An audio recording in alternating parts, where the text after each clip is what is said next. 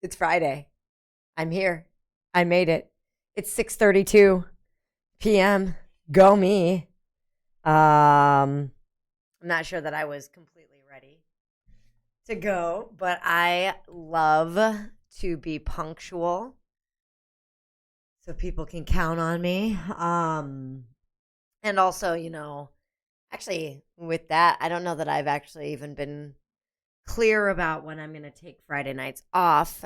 Some of you may have noticed, many of you didn't, that I was not streaming on Friday night. I decided that I wanted to take the night off and kind of chill. I've been working really hard. I always work really hard, but it was, I just kind of needed a break. And then right before I was about to start my final thing that before this ends at about 5:15 or so, 5:30. Right before I was about to start that, about 10 minutes before, our window in our house, one of our windows, fell in, and it's like right in our family room. So where we hang out, fell into the house and just shattered everywhere. And luckily, the baby was in bed. I was in the bathroom, and the window, and I saw it fall in. I kind of heard it falling, and I looked, and I saw that it had fallen in. So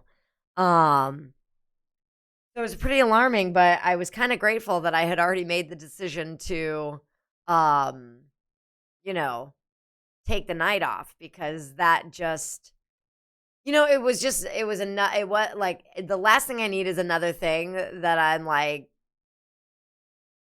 letting down or, not fulfilling on, because of accidents like that. So it was nice that I had already made that choice, that it happened on a night like that, if that makes any level of sense. I'm just kind of babbling right now. And I'm also noticing I did bring water, so that's exciting. I will hydrate throughout the evening. But I'm also noticing that told myself I was going to get some wine for my stream, and it's out in the kitchen. And I think that I still want to go get that wine. Hey, Max Payne. What is up? How you doing? Good to see you. But maybe before I go and get myself a little like sippy boo. Hey, Waffles. What's going on? It's so interesting. It said 0 viewers, but I have people in the chat, so that's exciting. It's exciting to imagine that there are more viewers than what it's telling me. So there was something that I wanted to revisit from a long time ago. It's just updating slowly. Yeah. I have this, even though I'm an old millennial, because I'm a pretty old millennial. I'm like in the oldest bracket of millennial. I still really have this expectation for speed that is really unfounded in really anything, right? So, but anyway, I wanted to revisit something that I had seen years ago, and I laughed at it, and I thought it was funny or whatever. But I never actually tried it out. So I haven't watched this video in maybe a decade. It's been a long time. And I really it's a move. It's a movement, right? I don't want to give too much away. That I want to try out. And so let's go ahead and without further ado, dear God, I hope the desktop audio works. I did not test that. It just dawned on me right as I was about to do this. Hello, I'm Joanna Rohrbeck of Prancercise LLC. Wow. And I'm here today to show you the 4 months of Prancercise. I've got my ankle weights in place. Wow. And my music Oh, wow. ready. Look at that camel toe. Let's Oh, stop wow. talking Oh, my and God. do some walking. Oh, wow. Oh, wow. Oh, wow. Oh, wow. Okay. Wow. This is... All right. Is this... Okay, so let me see if she's even really doing a move.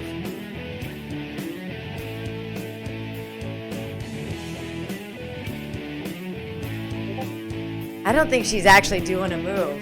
I think that she's just kind of prancing around.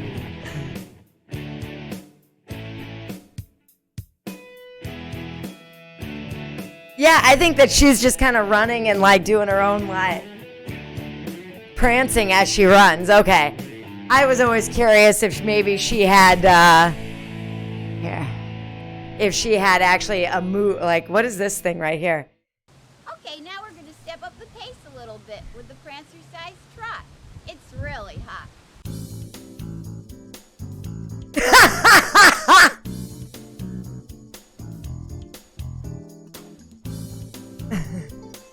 Oh no, I think it's totally valid. I was just wondering if Max Payne says nothing wrong with that, completely valid. And I think it's 100% valid. I couldn't agree more. But I was wondering if there were steps, because it's been so long since I've watched these videos. I was wondering if maybe there were steps to prancer size, but there doesn't seem to be. This one seems a little more consistent. It's sort of like a stir with one arm, and then you switch to the other arm, and you kind of do like you're spanking something, but very small. She does a good job of coming from the shoulder and not just from the elbow. So that's good.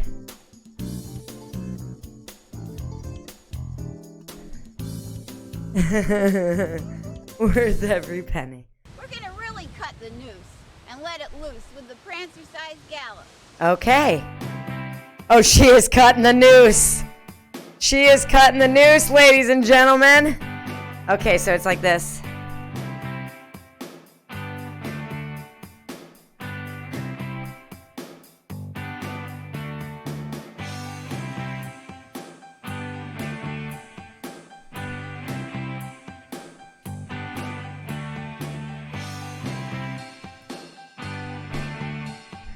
She kind of, I'm like doing a gallop. She doesn't gallop. She kind of just, but she's also pushing, like moving forward in space. And I'm standing still, right? But she's just kind of like, yeah. This is awesome. I'm going to try this out next walk I go on. I'm usually with a stroller. Wowie. Now we're going to take our ankle weights. Oh, she did all that with ankle weights. I'm exhausted. Show you the prancer-sized box or shadow box prance. Oh my God. To be punching into space. Oh wow. In your face. Oh wow. Hey Redeemer, what's up? So this woman has ankle weights on her wrist. And she's prancing through space. God, this has got to be exhausting. How does she do that in a blazer? How does she do that? I'm kind of impressed with this woman. She's just moving her arms around, jumping around.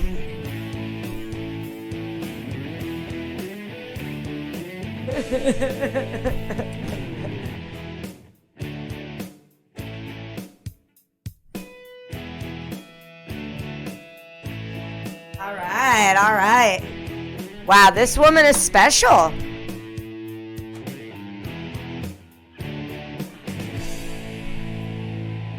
Right on. Okay, so that answers my question about prancer size. Your turn. Wow. So even though your gait and your rhythm might be a little bit different. Yeah, my rhythm is a little bit different. That's for sure. I love this woman. Wow. I'm very curious about that woman. Like, and I bet with just a little bit of digging, I could probably get to the bottom of it. But like, if she's serious or if she's doing a spoof, I've never been really sure about her ever since I first saw that video. But I just got reminded of what that video is like, and I forgot that she seemed so funny. All right, well, let me catch up with the chat. So, hello, guy who spent $200 on models and books and paints. Hey, Nick, what's going on? Um, and then Max Payne said nothing wrong. Oh, Max Payne, I think that you said nothing wrong to $200 plus. And I was interpreting that you said nothing wrong with her just making up just a prance while she was running, and it wasn't actually a step. Um, cool. Painting figurines. Nick, I don't know if there's a way for you to share what you've been working on, but I wouldn't mind seeing it. Redeemer, what's going on? Fighting with my computer. Yeah, so I've been having an issue with my computer. I think the USB drive isn't working. I'm trying to get an external hard drive attached to my computer so that I can offload some shit so that I can do this from home.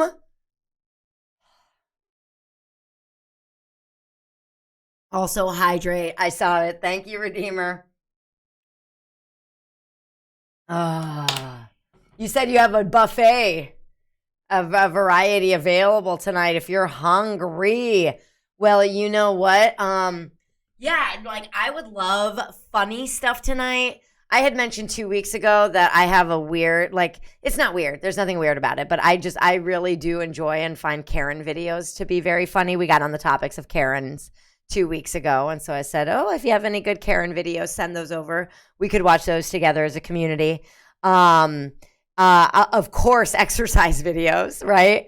If you have any of those to send over, anything that you like exercise related, I'd be open to anything like that because exercise and movement is one of my favorite topics. So yeah, send her on over, either in the chat or if we are friends on Discord, you can send it over there. I opened up my page. Emotional poetry, video game, rap, cipher, and conspiracy. Oh, I'll take. I love conspiracy theories. I don't really.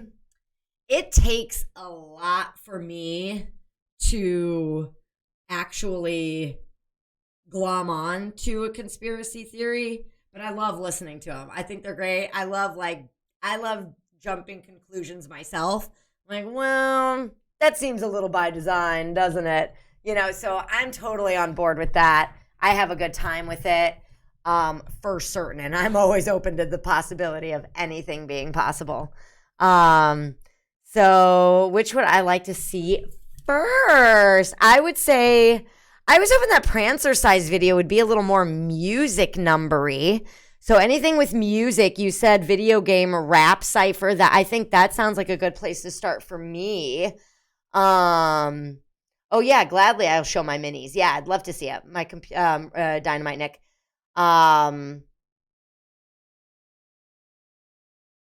But the shortest they are 17 minutes?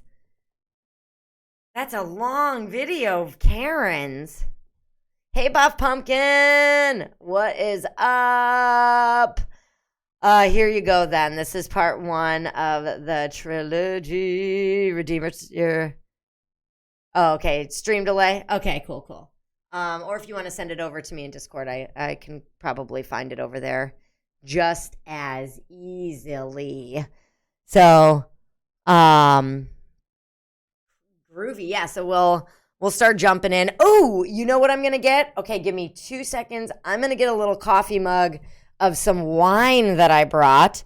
I'm going to drink a little vino. Okay, so give me 2 segundos.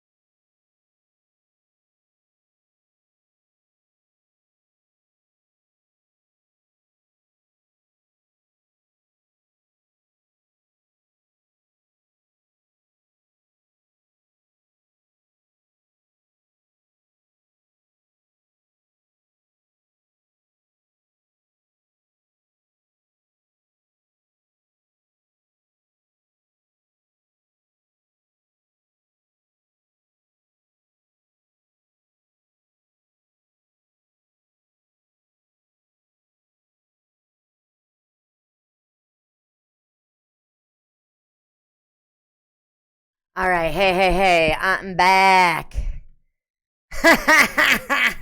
Hounds leaping to bite your ankle. Yeah, no shit, Redeemer. Okay, so let's get started here. I think this is the first one on the queue. Let's see if it works the way I'm thinking it will. Nope, it is not. So that's okay. We're going to make it work the way it ought to work. All right, here we go. So now let me go ahead and get the proper screen up. So we're going to be watching, oh, it's starting already. I did not mean for that to happen. SpongeBob, the creepy story behind Patrick's stupidity. So here we go. Hold on.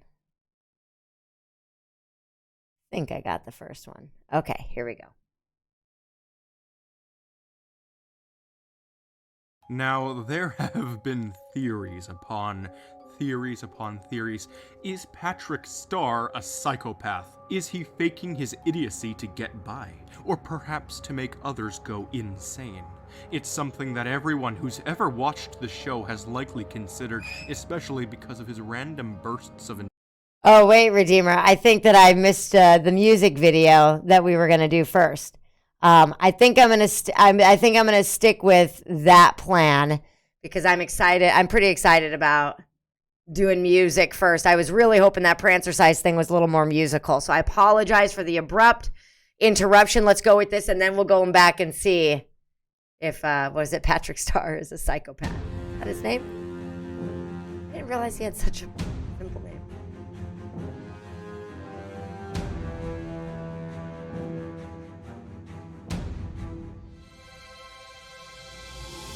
Speaking of haiku, got a 3 Yeah. See what I might do? I believe it was John Lennon who said I'm the Eggman. He was dead wrong. Who's the supreme gentleman with a mental plan? Is he wearing pants or a rental van? Temperamental with a stick to sking in hand. Look at these cunts like I miss you. Dental down. Fuck a little with a straps. Too many baps until I go ham. Forget pepper spray, make a pepper spray like a coke can. Oh damn, bruh, fucking hello chef. Scramble eggs, shop cracking shells for bread. Roll through when I cock the hammer. Hit the whole zoo when I talk with llamas. That's so through. I'm gonna run together. Drop a sonic. That'll son of sonic stand. I'm standing in this stand. I'm the son of sound. Summon heat like sun in summertime. Give him a tan. Oh, fuck with fuck Nick. I got a butt dick. Yeah, see, this is the way you got to start, right? Come on. Coming out of the gates, Oh, yeah. You really think you have what it takes? You don't trust me. Never lag behind in a race, the road's dusty. I'm starting to think you're the fake, you must be. Yeah, take a look at my eyes. Even if I lose, I'm at the back every time. Yeah, always end up choosing who I'm taking alive. I'm basically another you with everybody combined. And if you see me, you better know that I'ma settle this. I have always been the one that you should never meddle with. Wishing luck to you, won't even getting through the level. If you wanna come and get it, then my pedal's on the metal pitch. Yeah, no one's repelling this. I'll take the ones that you love for the hell of it. They call it evil, I call it benevolence. And by the end, show you all who the devil is. Came back from the future to tell you the answer's methodless. If you last to the end of this, then I'll ask what the question is. The present's tense, I couldn't physics for centuries. I've been on the ledge of an experiment, but you don't want to hedge your bets against this hedgehog. Ah, I see what he did there. Nice. Among minions, I wear the crowd. In the shadow of shadows, I'm underground. Rapper, the master, spitting flames of disaster. And I don't even need to open my mouth. You got a one-way ticket to oblivion. Feel the burner sun rays. This kid invented them. When it comes to villains in the history bins, who's the one that's gonna leave you deep? Sonic 06. Bossing this bitch, popping proper. Big red body like hot tamale. I'm boxing baddies and cracking eggs. Cause ain't nobody finna stop my carnage. World domination. I'm with that full annihilation. I sit back, king of my clique. No shipping a big bad deadlines. All six ahead real quick like damn. Whole team up, we ain't caught no jam. Brute force strength, I'ma kill him with a slam. It's okay, he ain't know who I was. He ain't know who I am.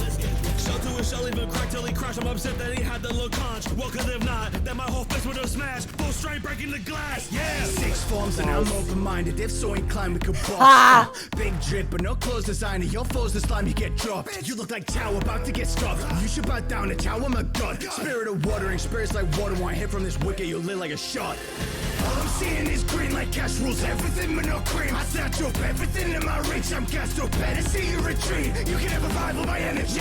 Catch away blinded like MP3. Come through, it's chaos. All I know chaos. Light it, turn up the entropy. Oh, this one was my favorite one. It's a fear, is delicious. Submit and admit to your own deficiency. Efficiency, cold and ruthless. My foes are useless. I hold the truth within my chest. It's fused to me. Pain amuses me. They shall lose to me. Fuck who I used to be. Flip the stage. Dig your grave and supersede. Scared, weak, no, refuse to be.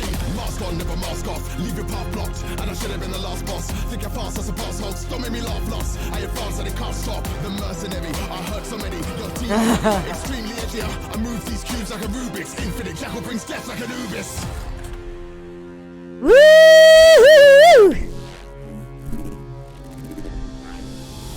Fuck everything you've been told. Here is some chaos that can't be controlled. You gamble with God, now I'm taking my toll. I'm not going for races, the goal is your soul. And I only see red when I'm reading your code. You looking red like you're seeing a ghost. Witness the death as I butcher these childhood threats. And I'm coming for you when you're home. Take a step in the night, cause I'm just alright. You go for your friends, fight a head on the plate. You run and you die, you just on the high. And I'll kill the viewer if you're not subscribed. That's awesome.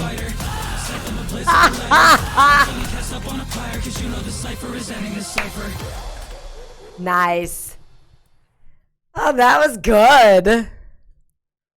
Awesome. Good share.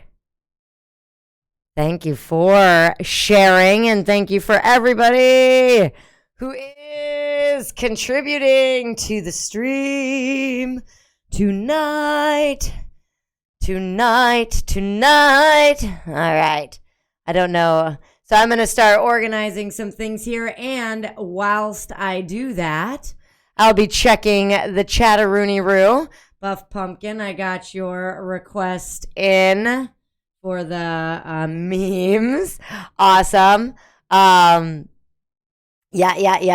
Perfect. So this better same meme video, but with added reaction that makes it much funnier. Okay. So it's going to be very meta, like a reaction with a no reaction. Would you prefer that I watch this with the reaction or without the reaction? I'll put them both up while you tell me. I've definitely reacted to people reacting to things, and it is funnier. I do enjoy watching other people react to stuff. We're not giving you this. Okay, yeah. All right, I took pictures of all my miniatures. What's your Discord, Kira? It's Kira Corn. Like unicorn, except with my name. A whole line of gun bars, and it's so fire. It's insane. Cam Study is very talented. Yeah, that was really good. That was really, really good. I really enjoyed that. Yeah. To Meph's lines. Which one was Meph? Like I remember, I think I remember most of the villains, but I wouldn't remember them by their name off the top of my head. I'm sorry, Redeemer. First line in the response to the last line. Oh, okay. And this cipher is so clever from beginning to end. It's almost enough to chop wood with. Yeah. Yeah, it was really good. If you want more music, the non-villain Sonic Cipher by the same guy is also good. Okay. I loved it. I thought it was very exciting and fun to watch, fun to dance to. I think your reaction directly is more genuine. Max Payne, with their vote in, with the react. So maybe you like the guy. Oh, and Buff Pumpkin on the other end with that. What's the number of the end of your username? The purple one. Shit, if I know. Hold on. Oh, man, you guys. Okay, let's see here. It is... Where do I find that? I'm the worst, you guys. I am the worst. How do I know what my number is? Oh, it's 6556. I think that's what you're asking for. And if it's not, I guess, let's be more specific. Oh, where did I put the thingy? Okay, Killer Whale. Here we go. We're going to go back to what I already started, and I'm going to start it over because my brain, instantly went haywire. I was like, wait a minute, this isn't a song. This is something else. Well, here we are. We're going to watch it now. So this is SpongeBob, the creepy story behind Patrick's stupidity. Okay. So SpongeBob it became popular right when I was like just a little too old to get into it. But my sister is 7 years younger than me. So I think I know a decent enough about SpongeBob to really enjoy this. because I've definitely enjoyed some SpongeBob episodes. Okay, cool. So Buff Pumpkin, you think his laugh is contagious and makes cringe TikToks funnier. Okay. Is the guy that had the line you said it was like, oh, I get it. Yeah. That was what I figured you were referring to. I said I like what he did there. He was right after Metal Sonic. Yep. Especially the older seasons. Yeah, I'm grateful that my sister was so much younger than me, because I actually think that her generation of kids got a lot of cool stuff on TV, and I kind of got to, as an older kid, glom on a little bit. So, not that I didn't have good stuff, but I mean, we had like He-Man and She-Ra and Transformers, I guess. There was a lot. Gem and the Holograms. All right. So, but here we are watching the creepy story behind Patrick's stupidity, part 1. Let's see what it's all about. Now, there have been theories upon theories. Is Patrick Star a psychopath? Is he faking his idiocy to get by? Or perhaps to make others go insane? It's something that everyone who's ever watched the show has likely considered, especially because of his random bursts of intelligence. Back in July 2016, at the end of my Plankton video, I told you all that I would eventually return to prove why Patrick is a psycho. Since then, many theories have cropped up, but truly, what is the realism in this idea? What is Patrick Star going for? Is he legitimately unintelligent, or is he a master manipulator out to psychologically destroy everyone? Today, in honor of the single most creepy day of the entire year, I'm going to meticulously dismantle multiple instances in which he breaks from his farce in order to pinpoint exactly what his motives truly are. But perhaps he isn't actually evil. Maybe there's another reason. Don't believe me? Think it's all just an inconsistent children's show? Follow me down this insane psychological trip, and there's a slight chance I'll have you convinced. Okay. We're gonna check in real quick while we're on a musical break. Now the Patrick theory is in 3 parts. So a request is being made that we finish the trilogy before the end of the stream. Yep. Perfect. Yeah. I think that's fine, Redeemer. Whether you're tired or for whatever reason. Also, theorizer is a real word. Okay.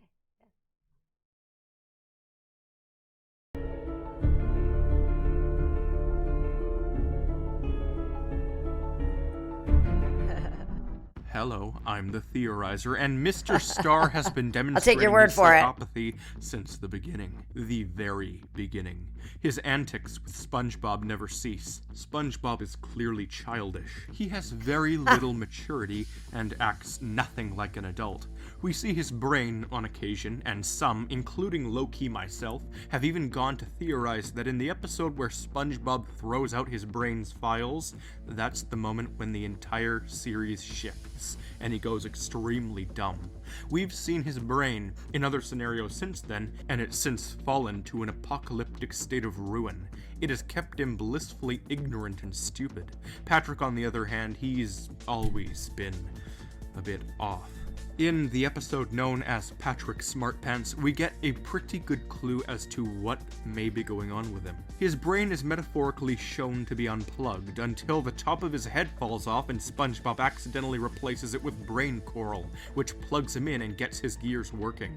Although a metaphor, his brain is shown to have cobwebs all over it, implying that it was once very active, but that it hasn't been used in a long time. does it show that it was once and when active? his brain Is that what that reactivates, we means? get a massive glimpse at what may just be Patrick's original self. Throughout the remainder of the episode, we see him taunt Sandy and Squidward, accusing them of being lower-functioning life forms, despite the fact that starfish are known to have no brain, and squids are some of the most intelligent of the deep-sea kind. Squirrels, not too, aware of are that. very methodical and smart. Seriously.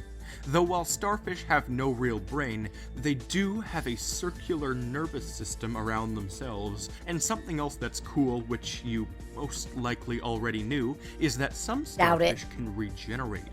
Oh, Some can I think I did asexually know that. reproduce when fragmented, and because of the way in which they don't have really a brain, in certain cases the detached limb will not only grow back but create a whole other starfish as well. Now, this is all extremely complicated stuff, but luckily all we need is this Whoa. one piece of sort of common knowledge, because it's all the creators would use. They wouldn't study in depth about the inner mechanisms of a starfish. All they would do is make a joke about how some starfish multiply, because it's nearly common knowledge.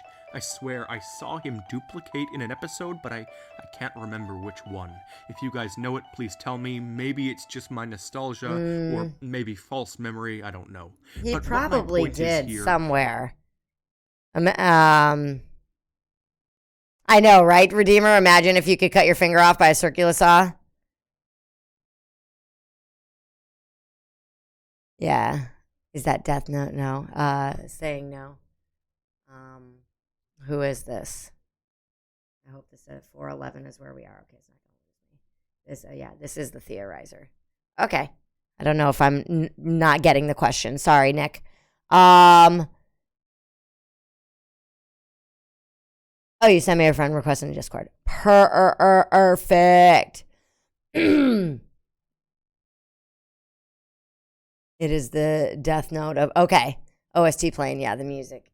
Okay, groovy. Is that Let's keep there's a going. good chance Patrick has the ability to multiply based sheerly off of how the creators have written Patrick.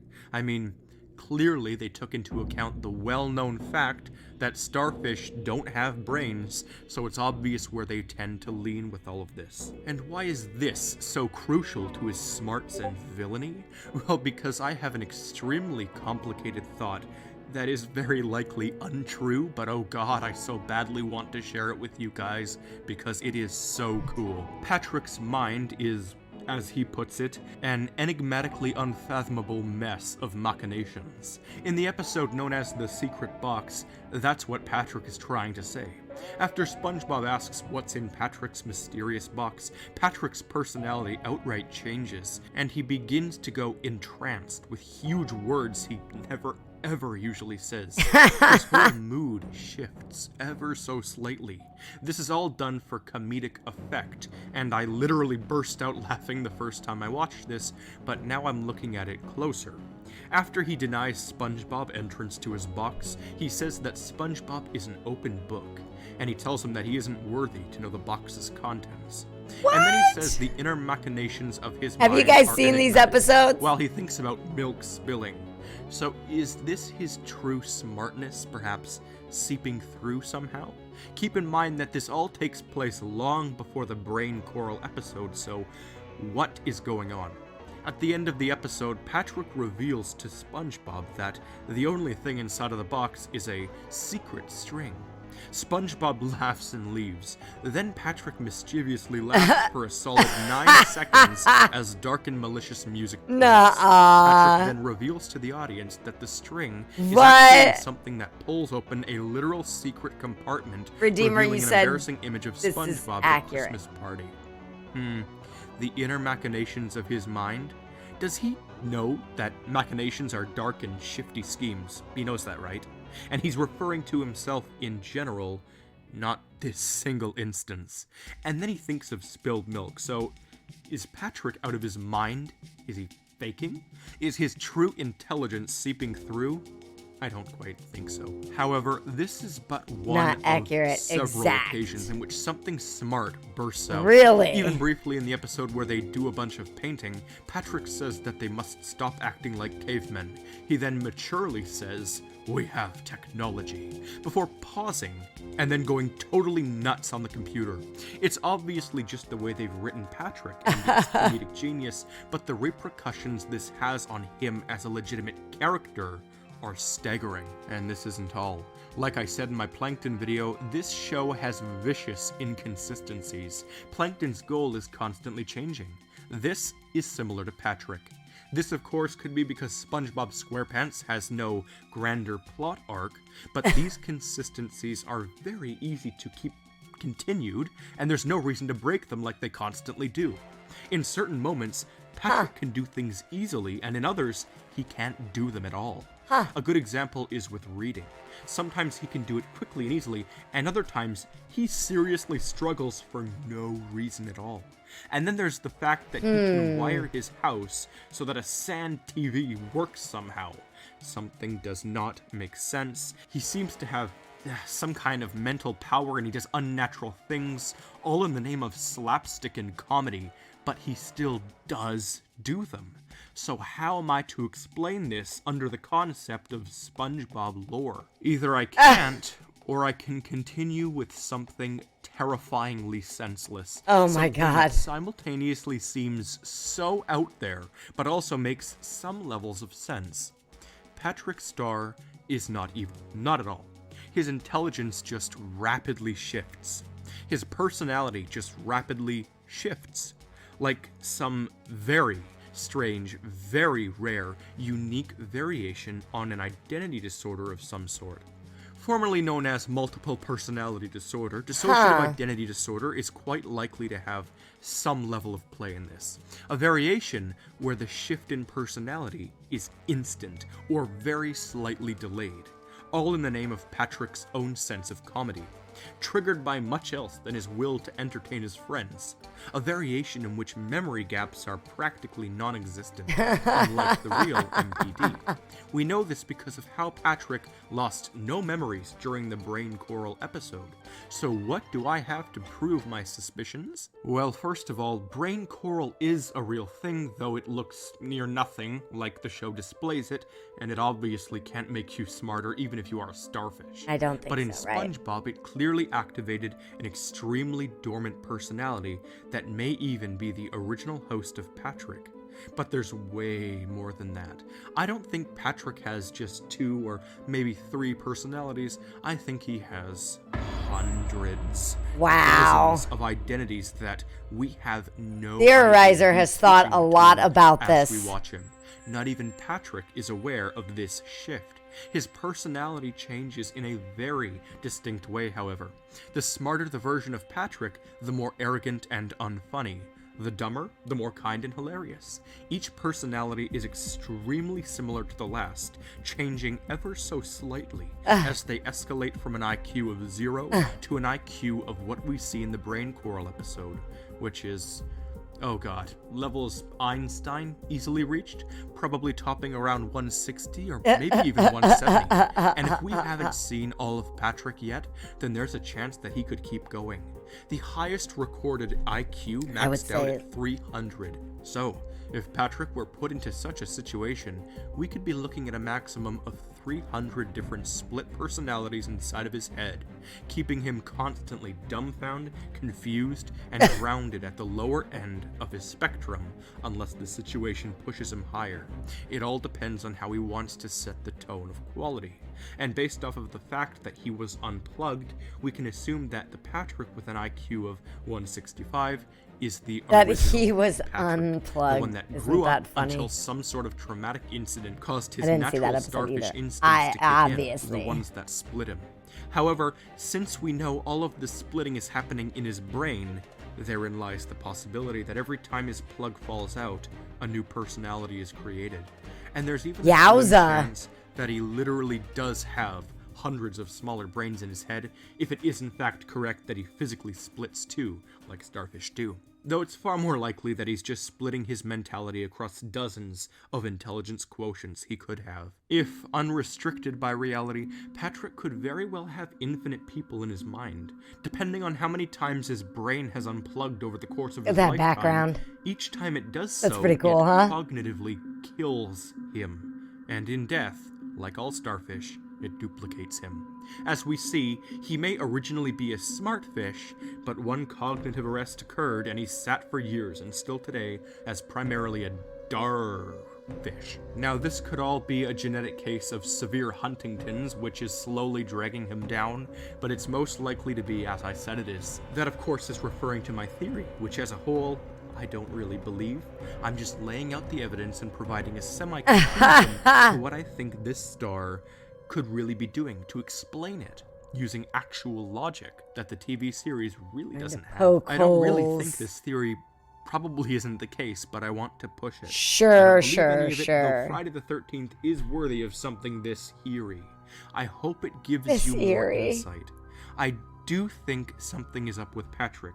Not something evil, just something mentally wrong with him. I mean, we see other starfish in this series who are totally smart. Patrick's just a dummy most of the time. So here's the best character analysis I could do with what I have to work with. Patrick's simply confused and out of his mind. Once again, this show proves that it's a cesspool of insanity. All of the characters are based off of the 7 deadly sins, and that is no coincidence. So what do you think? Is Patrick insane? Is that true? I mean, sure, he snaps and freaks out and is frequently randomly rude and mean, but those are all branches of his personalities and is commonly attributed with the frustration of having mental disorders. There's also a strong chance he has emotional disorders and some neurodegenerative disorders if you do, in fact, realistically... So he just made the claim... You have to consider other things. He just made the claim that the characters on SpongeBob, am I correct, are tailored after the 7 deadly sins. To literally any TV show ever. Really, Redeemer? I'd never heard of that. Okay. I mean, I'm not shocked that I haven't heard of things, but I hadn't considered that probably. I wouldn't know the SpongeBob characters well enough to know anyway, so it's all good.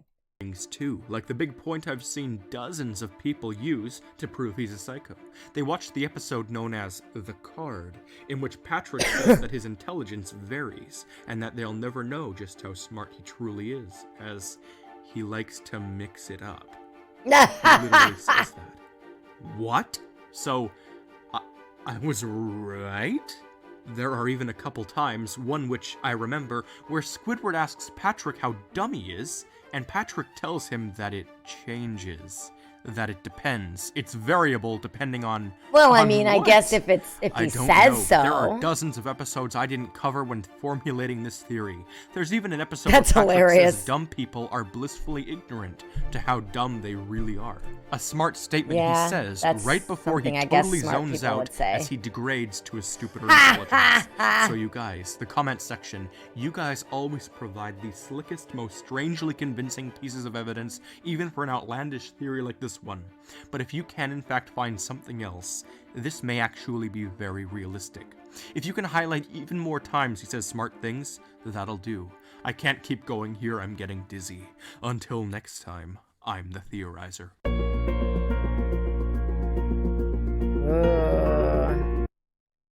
I could probably find someone who worked on SpongeBob. I used to work at Nickelodeon back in the day when I was in my early 20s.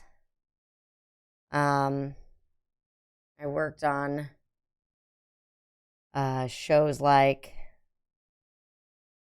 iCarly, Drake and Josh. No, I was around when iCarly was getting created. I worked on Zoe 101. iCarly was being created when I left Nickelodeon. I could probably find out if there's something behind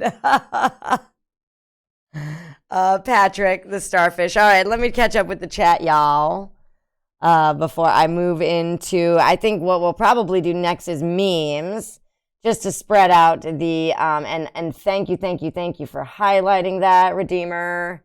Super helpful. I love it when people are helpful to me. Okay, so there was a conversation about who did the music. Death Note was in the conversation, and Buff Pumpkin, you got that confirmed. He pays close attention to all the details. It's 2 a.m. for Max Payne, so they got to go get some rest. I'm so glad you could make it. He proposes theories that can be crazy and baffling, but he proves it to you. Yeah, well, good to see you, Max Payne. Thanks for hanging out. Let through a surreal and strange world that you only learned about an hour ago that he's been living his whole life. It's similar to game theory, just not in games. Yeah, it's quite different, which is the main thing being he often isn't covering games. He differs in motives, desires, how he lives, where he goes. He was around before film theory, from what I recall. 7 Deadly Sins was the conversation, and then there's similar ridiculous theories proving them with evidence. There's no need to actually go into their respective genres they dig into. But it doesn't mean evidence isn't there. Okay, then don't know why you have to sound so annoyed. It's so funny. So people read certain emotions into other people's, conversation and text threads. And I find that I really don't read the same tone of voice most people read. Like, for example, so Redeemer, you said, okay, then I don't know why you had to sound so annoyed. I haven't read a single thing after that now. So Nick, I don't know how you responded, but my reaction to the whole conversation was that it was it's just sort of like a basic like back and forth. Maybe I just never really think about, oh my God. I guess that, oh my God, is it the first line in the sentence?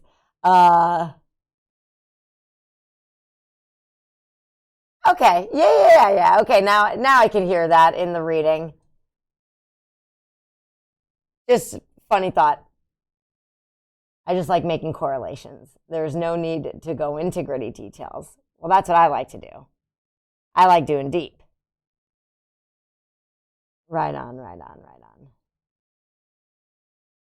Okay, all right, time to prepare my little video on the funny. Oh, you liked watching iCarly, yeah.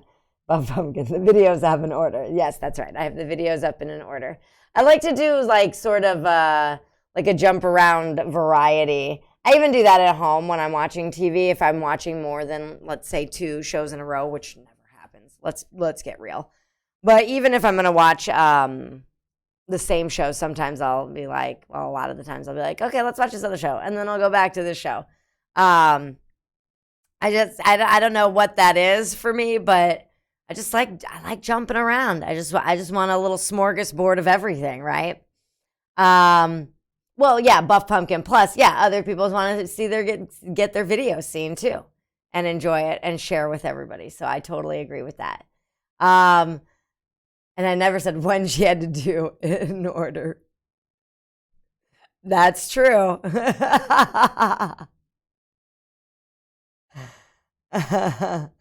Oh, Buff Pumpkin says your enthusiasm can be a need or want to control a flow of the stream. Yeah.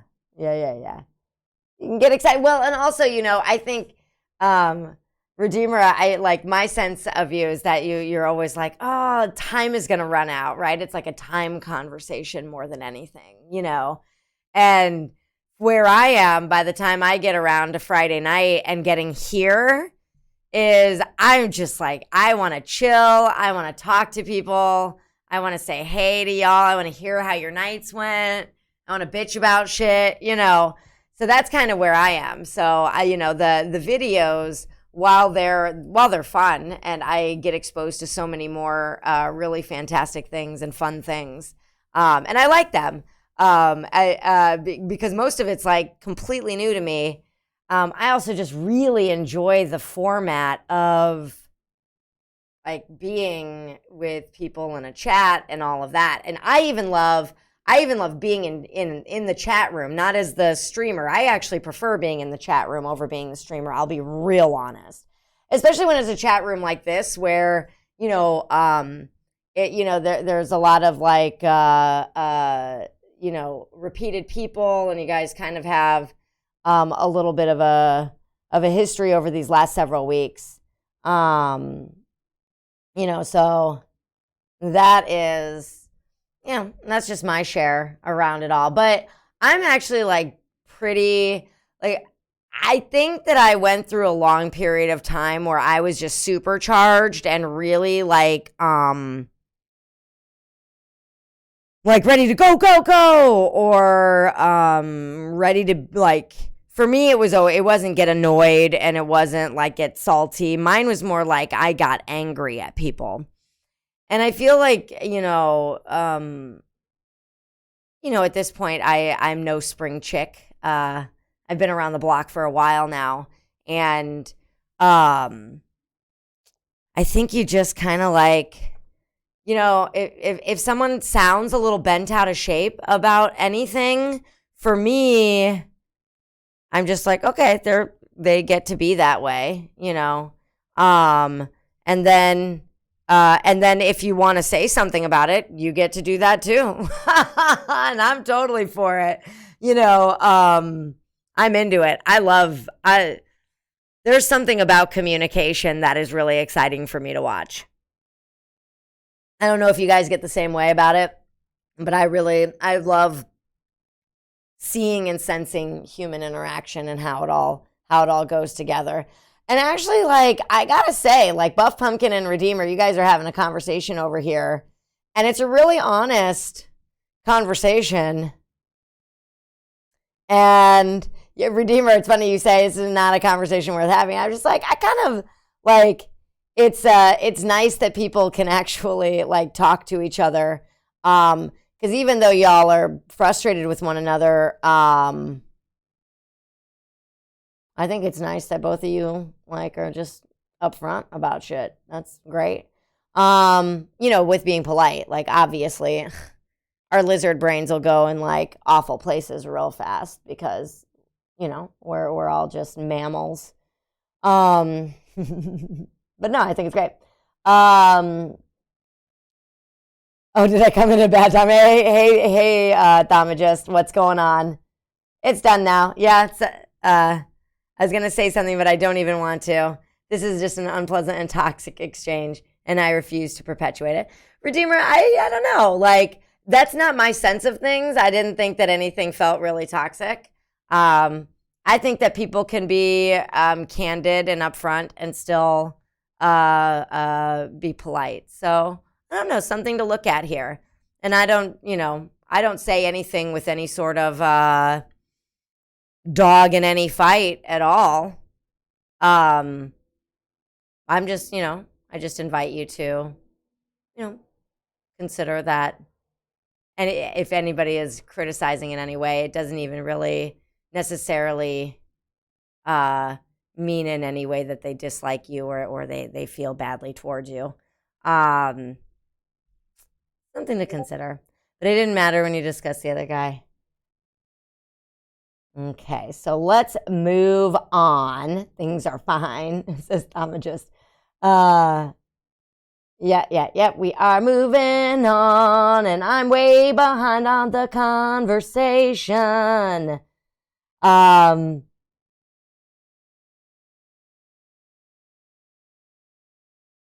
right, I am catching up, you guys. Holy buckets, there's a lot. Oh, wait, Kira, I have good news. Kit, Mike, and Zach all think you would win in an unarmed battle royale between... Oh, okay, Father Sweden. Father Sweden, first of all, let me bring up something for y'all. Let me see what I can find here. Because I would school every single one. I could take them all at the same time and win.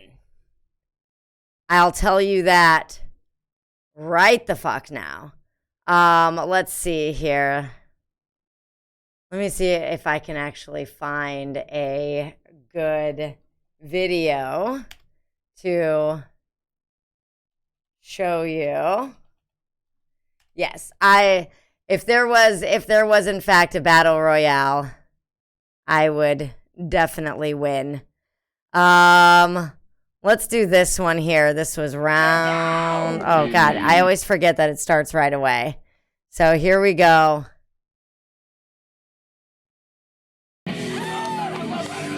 So that's me in the white undies there, and that's Killer Cupcake in the pink. So I did this for like 10 years. I technically like supposedly still do it, but it's been shut down since COVID. So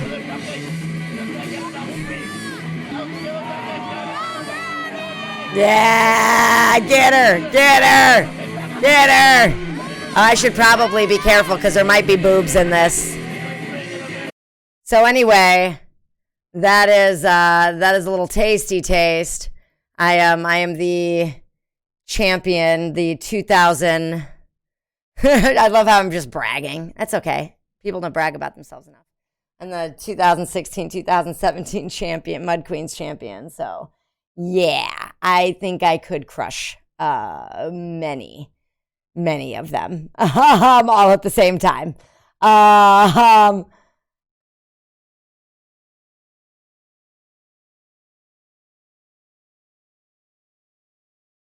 Okay, I'm still catching up on the conversation here. Okay, you guys will work that out, okay? I mean, and even if the working it out is just like, all right, we're not talking about it anymore. Why are people fighting? Why are people fighting? Oh, because there was an eagerness to watch the next video, and somebody else said, hey, chill out, we're not going to do that. And he said, I am chilled out. No, you're not. And then it went from there. I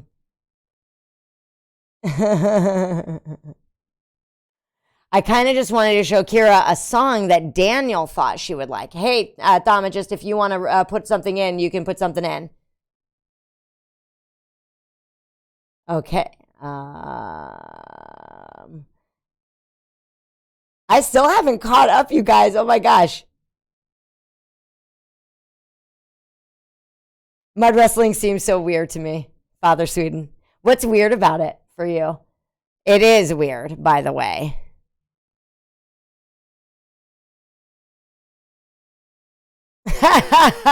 Proof that Kira would win. Yeah, absolutely. And then fans could fight each other for a right to challenge Kira. And Redeemer and Pumpkin, thank you for making up. I knew you'd get there. You guys are like, I don't think you guys get how well you communicate. I know that sounds ridiculous because there was just an argument on the stream, but like, I think you guys should give yourself some credit over here. My experience of everything, because, you know, most people are, like, in my experience, are just assholes. And I don't think anybody really came off as an asshole at any point, you know? So, yeah. Oh, yeah, let's put it on the queue there, Thaumaturst. I would love to get it in. Oh, I think we're going to get everything in that I have queued. Father Sweden, I'm down, right? Which, like, I'm ready to fight. I have been, okay, I'm going to tell this story and then we're going to go on to the next video, which are memes, I believe, and shit, Pumpkin, you wanted me to do the one with the guy reacting. You want me to react to the guy. Okay, cool. Got that. So I want to get Twitch at my house, because then I can go on more often, and I would. I mean, more often just being like one more time a week.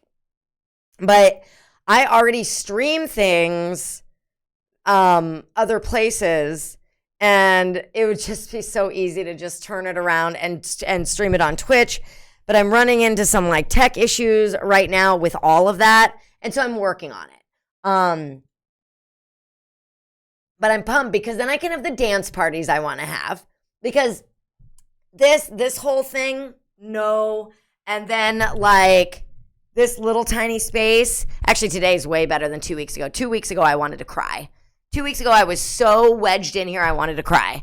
So this is way better, but I can't wait. And I want to do like, why I brought that up. I do these super hardcore workouts on Sunday mornings. I only do one mega hardcore workout a week. All my other workouts are like movement based or like gentle, strength workouts or whatever.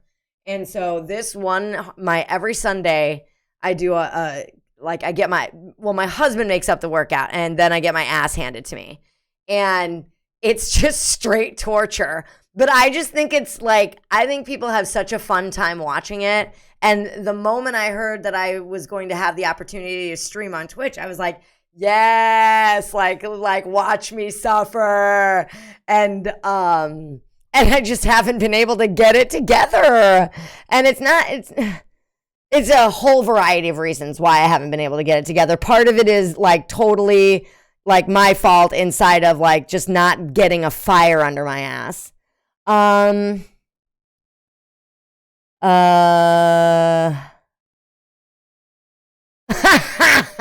Redeemer, what strange stream tag, Chatty? What are they quiet chatting stream? How many videos are in the queue is the question in front of me. And that is 1, 2, 3, 4, 5. And then I have one more from Redeemer, I think, for 6. Okay, and I don't think I've gotten it from Redeemer yet. And that's why I'm setting it that way. Well, things are exacerbated from my perspective. My life experiences growing up have made me paranoid. Yeah. See? That awareness, though, Redeemer, is really solid. And that's, I think that awareness is the number one most important thing. And just, continuing to be present with yourself and what's happening. Like what I used to say is what's actually happening. Because I used to fight a lot. Shocker! I used to get in fights. I used to get in a lot of trouble. I yelled, screamed, I'd throw shit, break shit, all of the stuff. Like I used to flip the fuck out, right? About shit. I mean, like there were times where it was like really over the top. And I'm sure that there are plenty of human beings on the planet that were same level, if not more than me. And sometimes it just feels out of control. And, that awareness is that first spot, to start at and then just going from there. Yeah, because that trauma is real, right? I mean, it's real. It's not real, right? It's real, but it's not real. And that's really what the issue is. Each fighter gets put in a room in the office, and the rules are that you fight whoever you encounter. I'd kick everybody's ass. Father Sweden, I don't think you have an idea of how much ass I would kick in this studio. I could kick everybody's ass in this studio. And I'm sitting in the studio right now, and I'm saying, for the record, I am saying I would kick everybody's ass in the studio. And I am not confident about many things. I am not confident about many things at all in my life, at all. Like, a lack of confidence is one of the things that I feel like I deal with most. And I'm the best pretender of having confidence. But truly, it's because a lack of real, true confidence has not always, has always kind of been there. And I'm telling you, I could kick anybody's ass in this studio. That's all I'm saying. There you go. Is teaming up temporarily allowed or no? In the wrestling, Tomagist, well, for the 99 perspectives, the Chicago Reacts crew, I'd be down with tag team. They could have a tag team, and I'll still fight them. Kelsey's probably the one I'd be most scared of. Oh, I have a maniacal laugh, you guys. I don't know if you noticed. Nah, everyone for themselves. What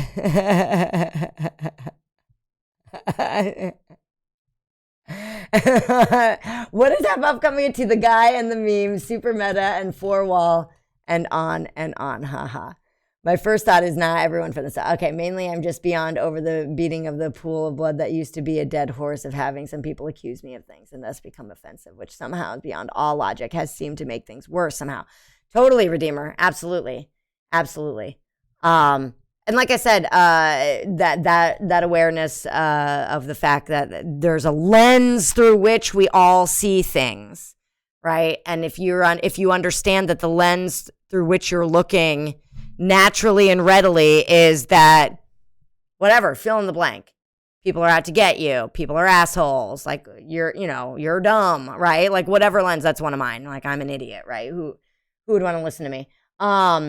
Then that, so one of the things is I used to get really defensive about is like when when people would challenge me, or like I would think that I would hear them saying that I didn't know what I was talking about, and then I'd get really, really angry. Muscle pain, I'm in. No teams at all. You fight on site. I'm in, Father Seed. Oh man, I'm so ready to fight. Oh, I'm so ready to fight. I don't know if you can tell. I'm just imagining the free-for-all starting with everyone immediately running away from Kira. Oh, yeah. So there's no way I could tell you which episode and which season, but the Real World Chicago came to one of our venues when we were fighting, and two of the women who were on that season wanted to mud wrestle, and I was one of the people they chose to wrestle. And it's hilarious. If you get a chance to find it and watch it, definitely do it.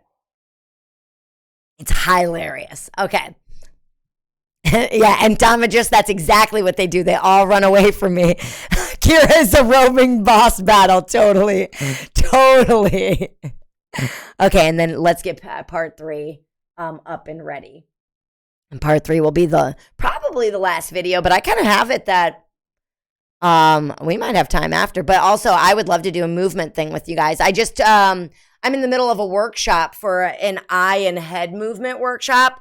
It's fucking crazy. I think I should show you guys how that goes. Let me just get my chainsaw and I'll fight anyone. Redeemer of Dark, yeah. You were an argument person. I kind of got into arguments. Like if I was in a bar, I was in an argument. But also if I was in a bar, I've frequently been in a fight as well. I was a fighter. I was always a fighter, not much of an arguer. Although still an arguer in some regards. Arguments didn't find me easily, but fights fought me easily. Something like that. And sadly, not everyone was willing to be patient with me. Oh, yeah? Fight Kit right now. Drag him by the collar and wrestle him. He's doing another show right now. Otherwise, I totally would. I kick Kit's ass.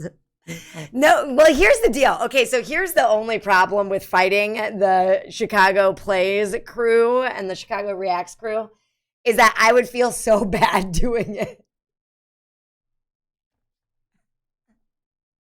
Because I do, like, I have a really, really strong sense of guilt. And so I would feel so bad. I don't have like a ton of like background in fighting, but I've fought and been in so many fights that there's just no way any of them would ever beat me or yeah. Anyway, yeah, I mean, I was wrestling since 2009 and we were not able to have a 2020 season. So 2009 to 2019, we had 3 to 4 shows a year. And I only missed 2 shows in all that time. I didn't miss them, but I couldn't wrestle them because I was injured or something. So, I mean, that alone, right, is like 30 to 40 fights, right? And then I've done a lot of sparring. I also was brought up by my older brother who was 7 years older than me and all of his friends, and they used to kick the shit out of me. So, yeah, it's like... Yeah, fighting has kind of been like in my DNA since I was little. It was instilled in me, I would say. But I find it exhilarating. Had I been a little younger, I don't know. Like I had considered like MMA. Like maybe I should like fight, like see about actually training to fight. And then I like watched a few fights and I was like, fuck that. Hell no. I like my face. And I'll say it. I'm not gonna fuck my face up. Yeah.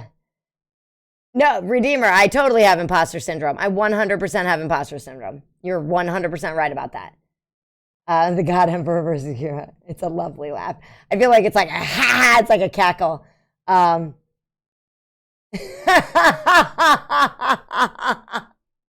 Kira misheard someone thinking it was an insult and turned into a human honey badger.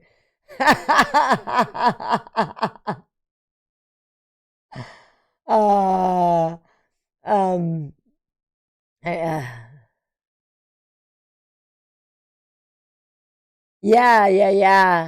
Yeah, absolutely, Redeemer. I'm always happy to, kind of go back and forth with things. There's always, how do I say this? In the last few years, I've really worked harder to like just go toward things, right? Instead of like, avoiding. Because avoidance is like one of my go-tos, right? But like you're having a great conversation, and I think that it's important to like say, hey, like I don't think getting in an argument makes a conversation a bad one. And I don't think it makes people hate each other or dislike each other. I think it makes people have a disagreement. And I think people can have a disagreement and still like each other. And dare I say it, love each other a lot. I love having disagreements with people. It's especially when I feel safe, right? Because that's a big part of it. So you can only further struggle to improve yourself when the thing you're trying to do is under several levels of vague. Yeah, Redeemer, that's actually, I'm part of a coaching group. I joined a woman who was my personal coach for 2 years.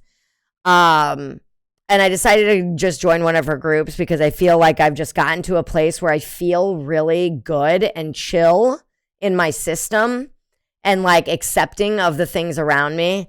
So, just kind of for upkeep. But I find that like communities like this one, just community in general is a really great place to find those people who are, and you'll find them, find those people who are willing to just be with you, right? And be okay with who you are and be okay with who you aren't.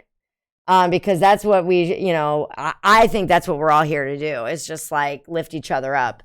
And sometimes lifting each other up doesn't look the way, you would classically or stereotypically think it looks. I think lifting each other up looks all kinds of fucking ways, right? Sometimes it looks like, hey, I'm going to stop you and break this pattern, and you're going to be really mad at me about that, but sometimes it's the kindest thing you can do to somebody.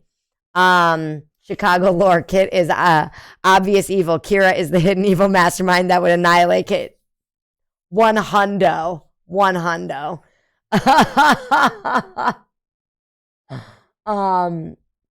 Kit was a Marine. Kit is far removed from his Marine days. You gotta keep that shit up, my friend. You gotta keep that shit up. See, and I work in the world of exercise, so I have it all built in. I found the life hack of life hacks, right? When you get paid to be fit, you just can't help but be fit. Kira has the strength of 100 Marines. That's right. Kira's fucking domain expansion where she creates a pocket dimension in the form of a mud wrestling ring. Ha ha. Oh, you're starting MMA on Sunday, Father Sweden? What? Okay. If there's a video of it, you will have to share it in the future. You require precision to properly kill with that pussy shit device. I only need 1 slash. That's right.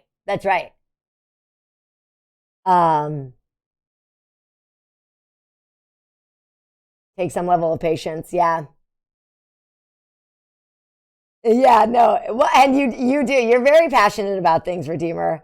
And I think it's great. It's actually your way of being around some of the videos that you've sent me kind of like opens my eyes to like looking beyond just like what's there on the surface of every video, right?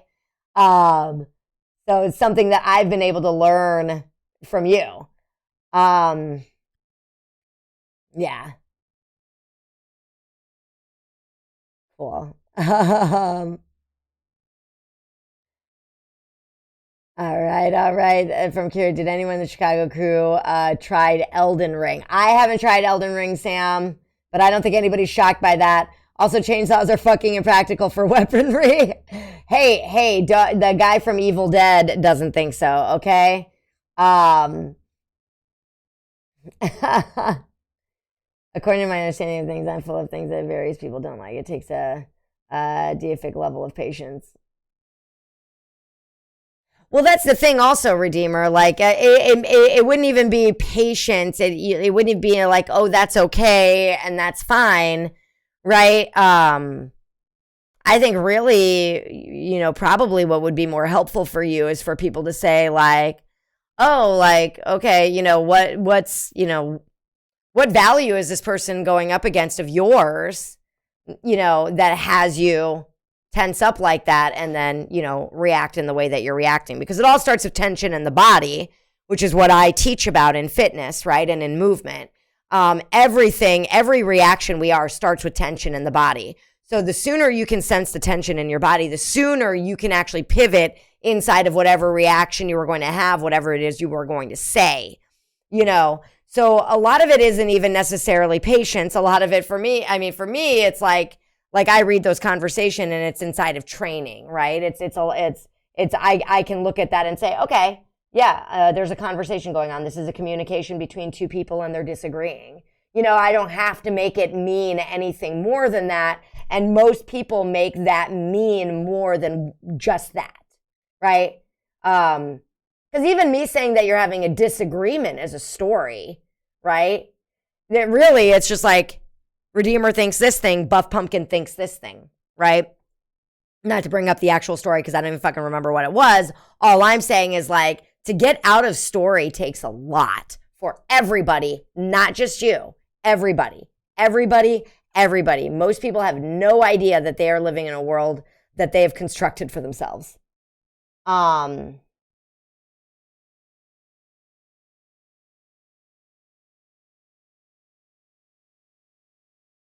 Oh, I'm not okay with whom I can literally wait. I have one or two people whom I can and do share nearly everything with, and I don't know if it's possible for a person to exist whom I can tell literally everything about myself without hitting a snag of.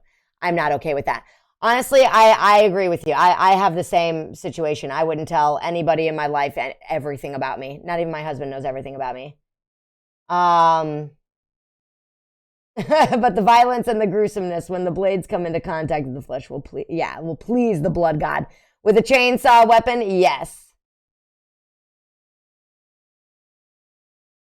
Yeah. That's a good question, Redeemer. Maybe that's something I'll cover when I do my movement practice at the end, like what makes you tense, right?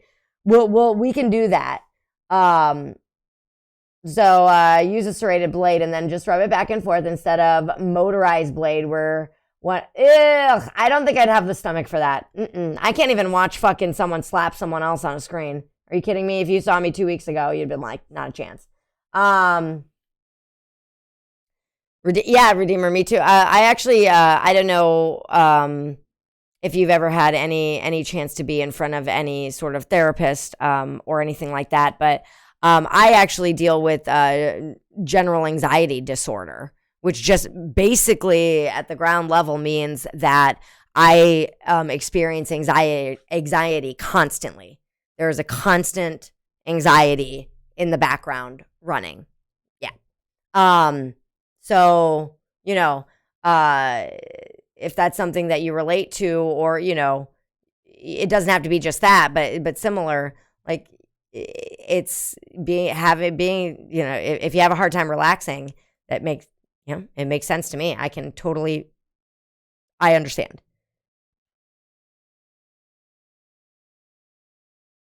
And that's probably why I got into relaxation techniques, right? And it's not even relaxation techniques I got into them so I could be a stronger weightlifter. Because if you're not lifting against tight muscles, you're stronger. Right? So I wanted to cheat the system. It's not cheating the system. It's just a smart way to work. And then what I recognized was like, oh my God, like I have so much control over how I'm feeling. It's crazy. So I'll do something at the end of this stream where we can all kind of experience ourselves and kind of feel what that's like.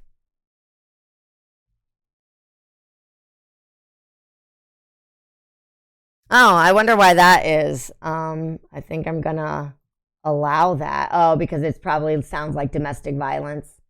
I had to allow your Father Sweden. I had to allow your comment. I had some stupid fucking near death moments. One time I was riding my bike, sleep deprived, and nearly hit a lady who had a stroller and almost fell off the bridge. Nearly drowned from geological features of a river. All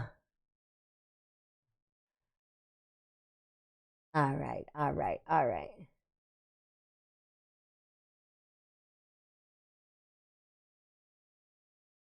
Yeah. Yeah, when Redeemer, the other thing about therapy, in my opinion, I've been to 2 therapists, and one was a good experience, but not a great, like, not a profound experience. And one was, I don't think, a good experience. I think that she had a little something against me because I, like, was cheating on my boyfriend by the time I went to go see her. And I think that she made her mind up about me in some ways that made it hard for her to therapize. So that didn't work out so well, did it? But for me, coaching has been the only shit part about coaching is that, like, I mean, our whole system is shit, right? The whole system is shit. Like, yeah, you can get therapy with insurance, but first you got to have fucking insurance. And then coaching has been way more effective for me personally. And that's mostly just because I feel like coaching is like a lot more empowering. I feel like I'm one of the things about therapy that I think that I had gotten beyond was just like feeling validated and like being validated in how I was feeling. I didn't need to be validated. I just needed to find a way out of feeling that way because I didn't want it to stop me anymore. Like that, you know, whatever, the guilt or whatever it is that you go through life feeling that just like keeps you in a freeze state nonstop.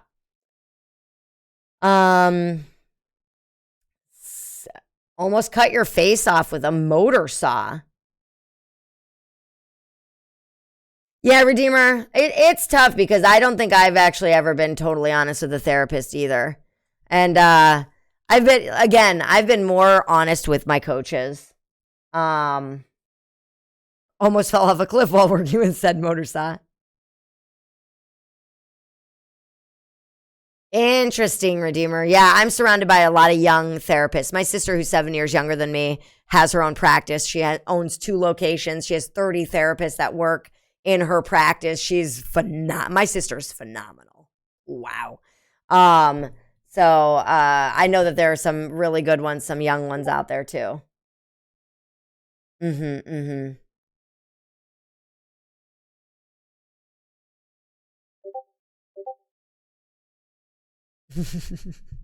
Keep them coming, Father Sweden. I love hearing all of these near-death experiences, and I'm super grateful that you're here with us.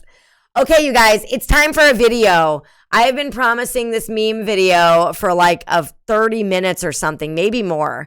So let's go ahead and get this moving, shall we? Here we go.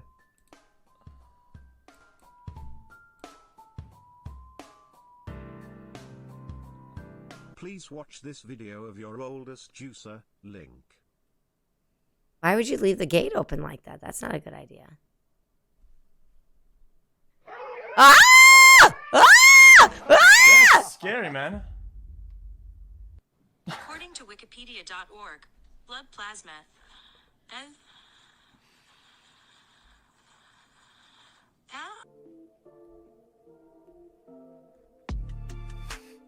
Ah! Oh, that's a mosquito. Ah! It's still raining. I did what I was supposed to. That's not fair. Ew, gross. That's disgusting. Wow. Stop sending me pictures of gay black dudes kissing. Stop it! Turning me on! Stop! Splatoon 2, Nintendo Switch. Splatoon 2. Splatoon 2 is a Stupid game. Michael! Okay, Don't leave me here! Oh no! My God! Help me! Oh no. The mighty sun.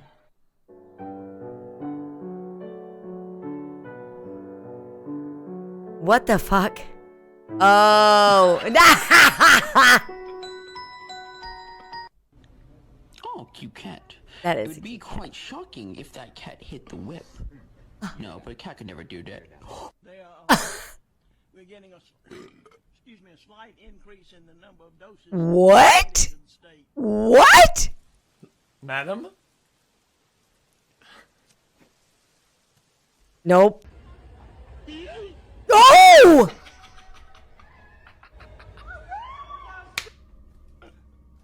Oh, I'd be pissed if I was her.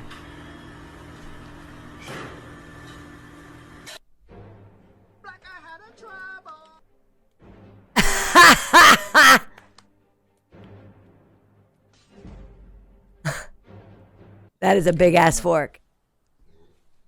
Can you f***ing move, please? Donna say Donna et répondre say vola tongue. Trum. Oh, that's kind of cute though. Yo, excuse you mentioned a struck down take on Rust, and I think this game called Dismantle might be a good fit. Here's the Steam page link, feels strong, man. The juice?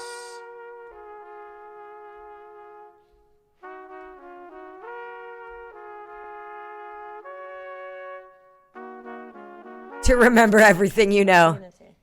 It's not.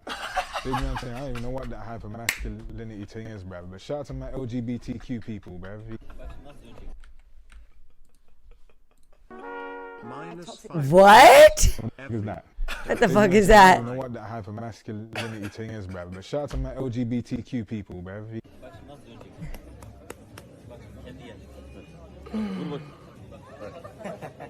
Oh, that's so cute. He's like, smack my butt again, smack my butt again. OMGesus. That's hilarious. Huh? Oh, that kitty. Oh! That's hilarious. Oh my God.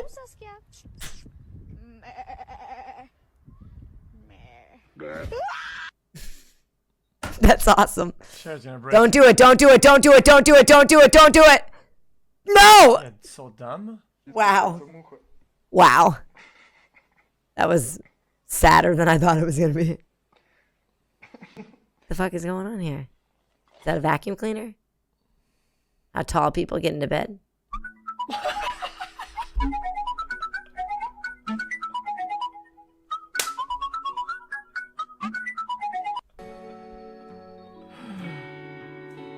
I love that guy's shorts. Than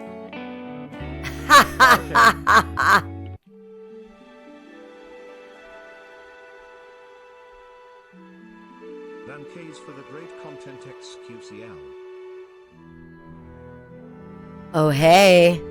Did you see me? I was just attempting a pull up there. I failed, but I'm gonna... Ah! Oh, no. That was awful. That was awful. We're gonna put 20. I'll buy the whole stack for 30. And we both made a $10 profit. Lampshade. Whoops. Oh, dude, good one. Why would you do that? What? What is going on? That cat's cute as fuck.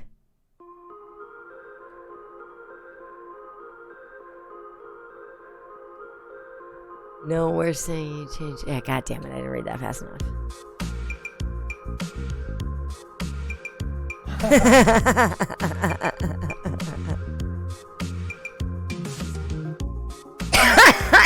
Oh no.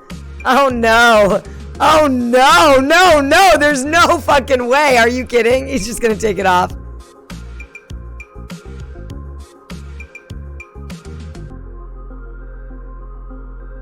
Female ejaculation. No shot. Okay, dude. Oh, what is that? It's a green drink. Yeah, this that sucks. sucks. Disgusting. Oh, that's awesome. Oh no.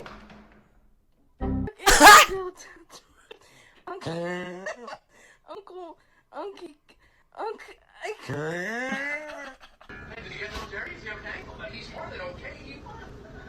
What games do you plan? Oh, these cats are so goddamn cute. I love turtles too. Wow, they're just cutting the feathers off that bird. Kind of fresh, man. Oh my god, look at all those dogs. That's kind of sad looking. Oh my god, I don't like that. I don't like that at all. Oh my god, that dog, that cat's so cute! Are you kidding?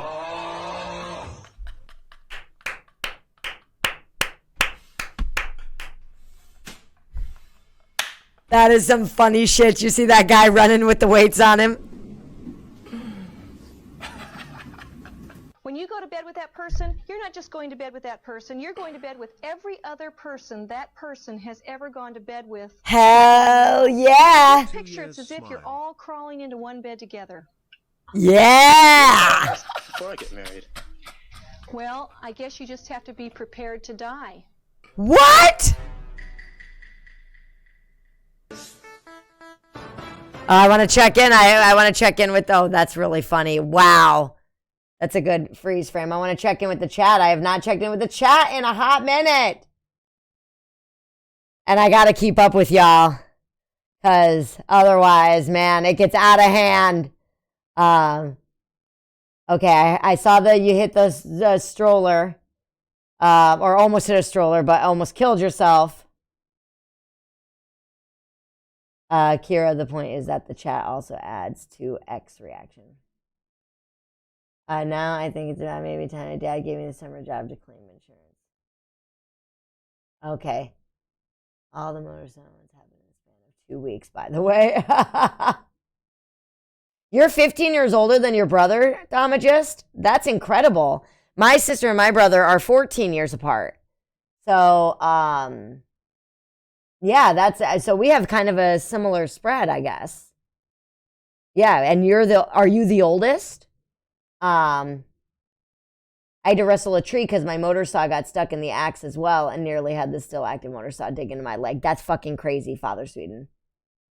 Sure have been through a lot.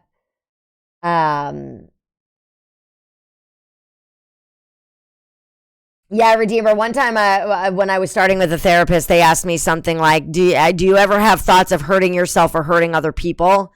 And I was like, I just started laughing. And I was like, well, I mean, I certainly have thoughts about hurting other people, yes. Does that mean anything? Oh, man. Natalia in the Matrix, what is up? So Redeemer, you don't like this guy, huh? I don't know who this guy is. I feel like he and I reacted to different things, though. Which I thought was funny so far. Kind of like, it's been kind of fun listening to what he reacts to and what I react to.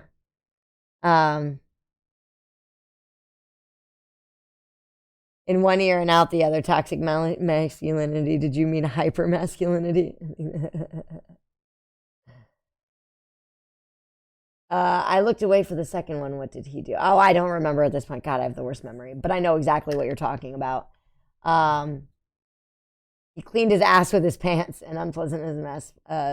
Splattered with snot and mucus. It's not that it's an excuse to risk spreading germs. I have a dare for you. Order a can of surströmming and eat it on the stream. I don't know what surströmming is. But it has an umlaut, so I'm guessing it's some sort of like German-ish thing.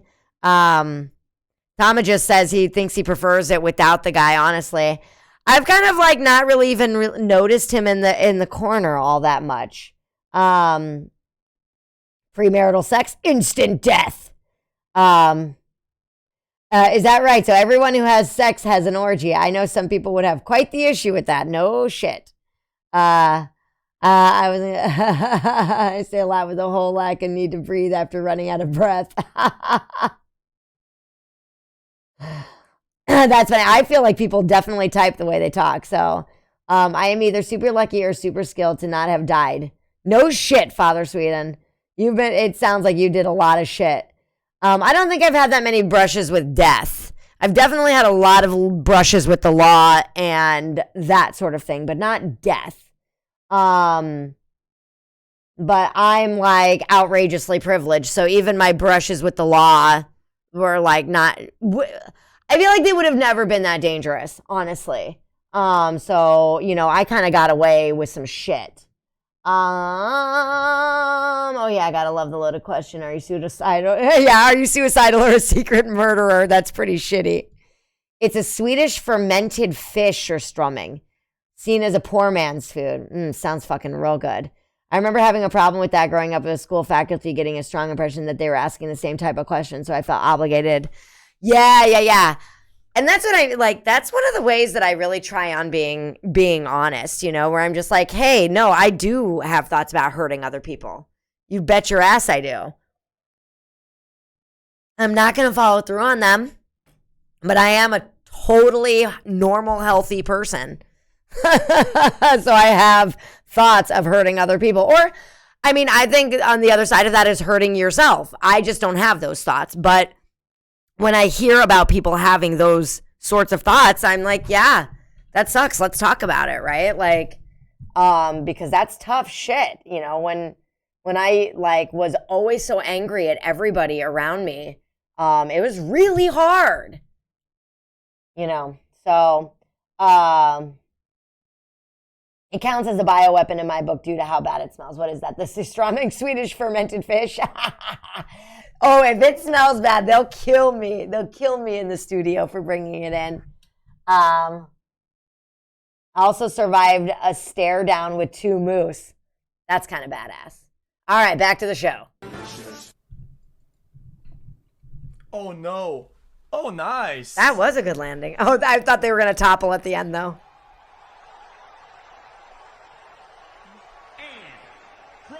That's a big dude. Damn. One man allegedly went too far when he was told his Little Caesars pizza was not hot and ready. What'd he do? Pulling an AK-47 on employees.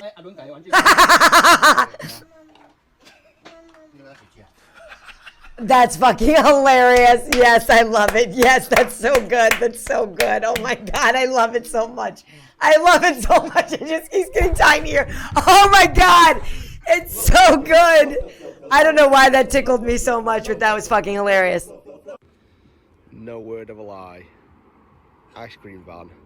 Sipping ice creams on the M56. That's pretty sick. Hey, are you okay? My dog died. Oh. Fuck, this is awkward. What do I say?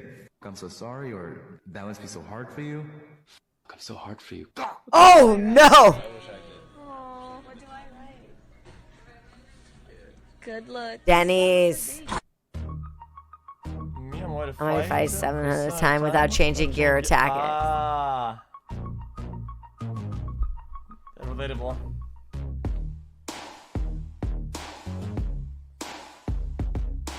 Bam. Bam. Oh. What the fuck?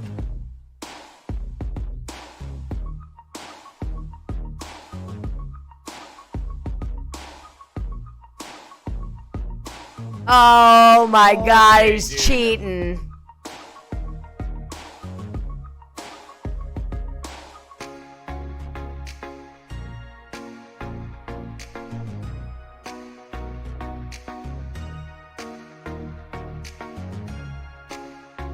What the fuck is going on?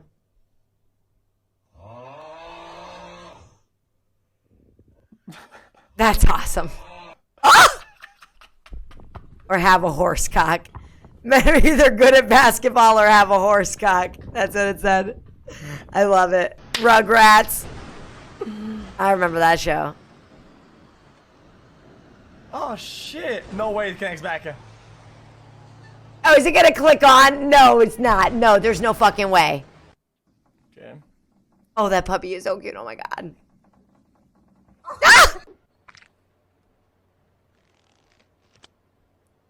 Ah! Like, I mean, I thought that was funny, but like, I didn't think it was that funny. Like, he and I react to different things, I think, differently. Like, I'll react to something here that's fucking crazy. Watching traffic. Oh! What the fuck? Oh my god!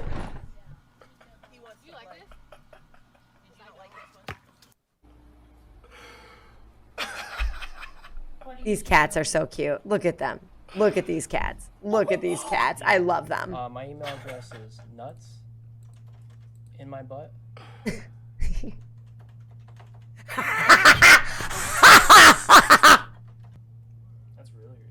See, I think that's hilarious. Nuts in my butt at yahoo.com. That's hilarious. I don't know. The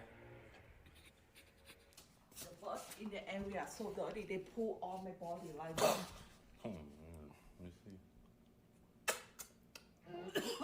What are you doing?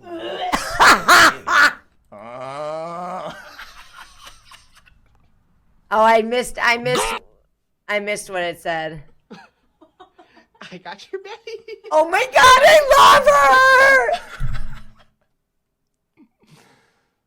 What the fuck? Oh, that's not good. That's not good. Oh, there's a wiener on there.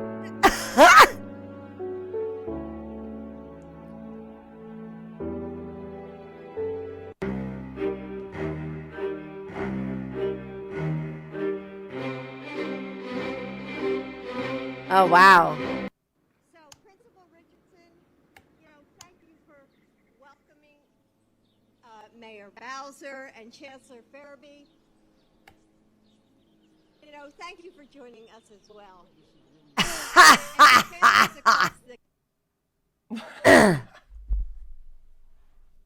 Oh my god.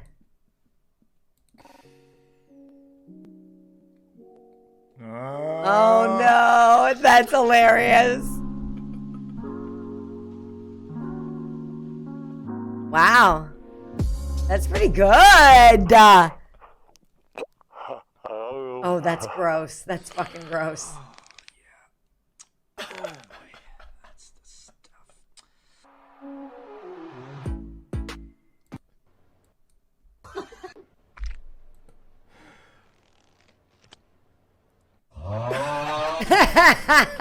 He really likes that one, eh? This guy's gonna go all the way around and crash. Whoa. Whoa. Whoa. I think that's all that's gonna be happening at this point on. His cursor's getting me all fucking confused. Okay, here we go. All right, y'all. That was funny. I enjoyed that. Awesome. That's more of that guy, which we'll go back to. I like to vary it up. Let's go see what's going over in the chat. We're going over to the chat and we're seeing what everyone's saying. The only crime I've ever committed was stealing a frog laser, but without comprehending that I was wrong. And rather than making me take it back, my dad was just like, don't do it again, which in hindsight was very kind of him. He didn't pretend like I was some awful person. He could tell I didn't realize what I did wrong. Yeah. Yeah, my dad was pretty chill with stuff like that too. He caught me stealing when he told me I couldn't have a piece of candy, and I went and snuck one instead, and he's like, Kira? And I was like, how did he know? That man was really ready to defend a guy he never met until he heard that the guy pulled an AK out. Also nearly broke my neck jumping off a jungle gym. If I hadn't gotten pushed a bit, my head would have hit the bar and broke my neck. How old were you then? Jesus. A long list. Honestly, school homework is one of the few things I'm not bothered cheating on. Yeah. Come on.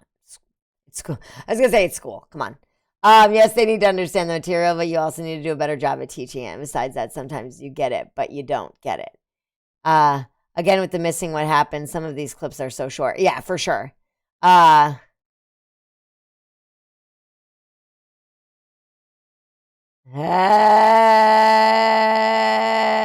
Hey, Candy Thief. Didn't come off like the type to let you get away with that. Yeah, no, my dad not either. But like when I got older, I realized that my dad, of all the people that basically raised me, between my dad and my brother and my mom, my dad was the sanest, right? And like, I mean, he was all kinds of things also, right? Dickhead, total narcissist, all of that jazz. But man, he was not crazy like my mom and brother were. So yeah. When the jungle gym thing happened, nearly cut 8 years old, nearly cut your nutsack off, which would have caused you to bleed to death. Oh my God. My first broken arm was when I was 2. Yeah, I haven't injured myself all that much, honestly. I'm gonna hydrate. Enough with this wine. I haven't injured myself all that much. I've injured myself a few times wrestling. For sure.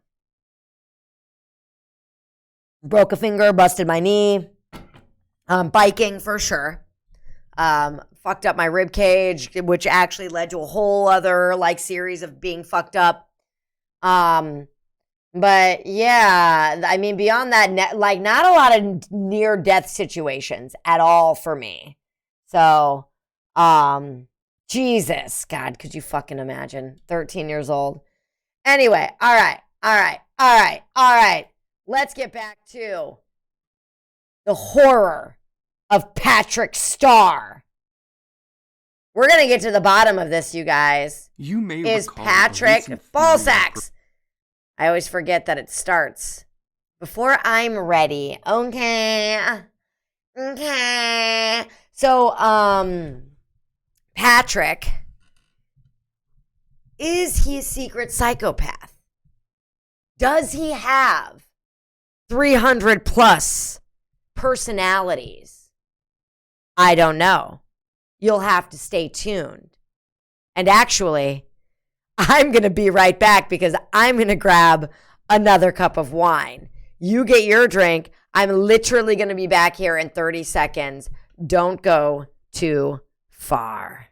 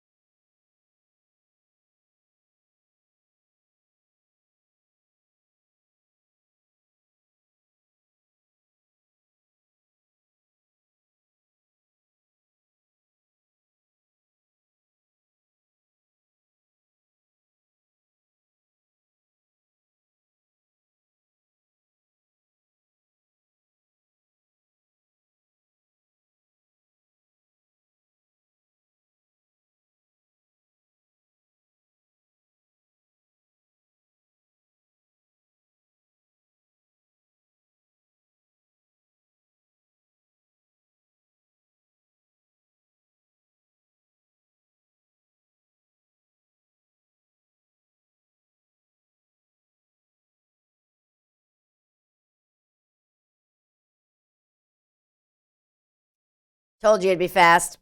Just wanted to get a little more wine. Okay. So let's get started. Before we do,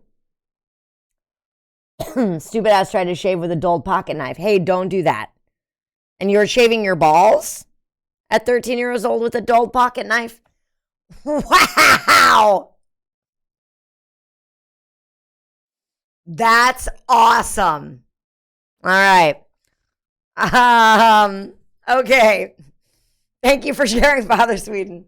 That's why you be like me for the past nearly 10 years and stay in touch and watch YouTube and have no friends. I love watching you. I used to love watching YouTube when I was younger, and then like fucking you get old and you fucking have a kid and a husband, you guys. Having a kid and a husband is so much work. That would have hard to explain to my parents. Yeah, no shit, father. No shit. Well, whilst we're on the topic of stories as kids, there's a time that I was in the bathroom for an hour and a half or so. When I got back to the teacher, asked where I had been, and I told him I had been in the bathroom. Like I said I was going to be. He said he had sent people to look for me and didn't believe me. I told him, it doesn't matter whether you believe me. It doesn't make what I said false. That's funny. For a second, I thought you were going to say Patrick has 300 confirmed kills. Oh my God, Father Sweden, crazy.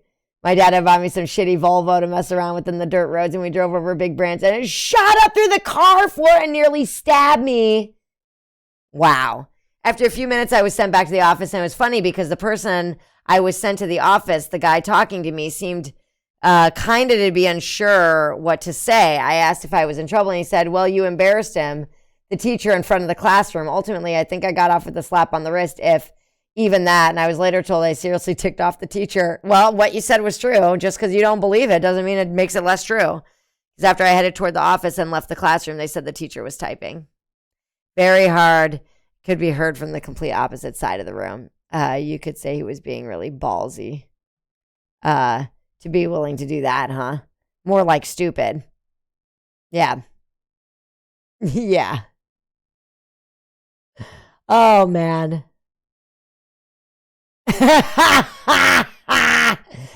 Father's, I was like, this looks kind of gross and I don't really know how to shave. I'm going to go cut it with the knife.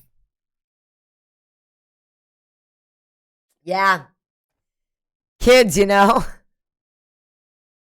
don't think I've ever tried to shave my vagina with a knife. Now, I have done my own waxing of my bikini line and my asshole, and it's great.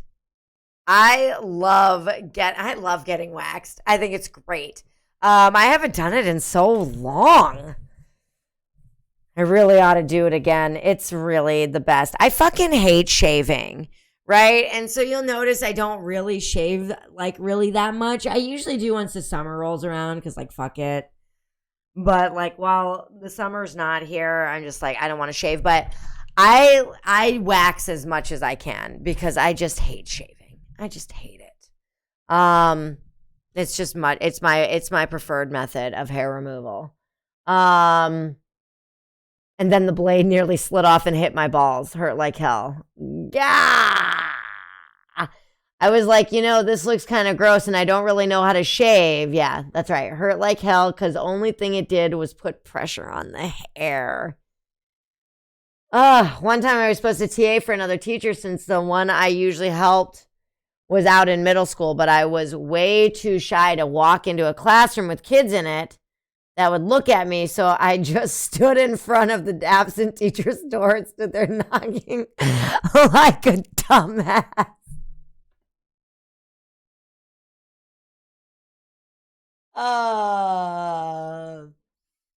Wow. Wow. Okay, so something happened, right? That same teacher I TA'd for set aside a whole day for me to watch Jurassic Park because he was flabbergasted. I had never seen it before. I love it. Okay. Funnily enough, that teacher was a former TA now that you reminded me of the term existed. Yeah. I don't know if I'd ever wax, but I've shaved my pubis before. I love it when it's all smooth and hairless. Yeah, but I can't get that way with shaving. I get super itchy, but I get itchy all the time. For those of you guys who watch Chicago Reacts, I don't know if you ever notice, like, because when I watch videos of myself, I notice how much I scratch myself. I am an itchy motherfucker, right? And so, like, because I'm allergic to everything. So, You know, so like really everything is itching on me almost all of the time. And so shaving, it just doesn't work for me, right? So I had been shaving my armpits for a long time, and then I just quit shaving my armpits over the winter, and I'm starting to stink again now. So I got to think about shaving them again, but I think I'm going to try wax. I don't think I've ever waxed my armpits. I think I'm going to try waxing them for the first time this year. So we'll see how that goes. I'll report back. Maybe I'll do it live on the stream. Would anybody want to watch me wax my armpits live on this stream? Type 1 for yes, type 2 for get the fuck out of here. You're disgusting.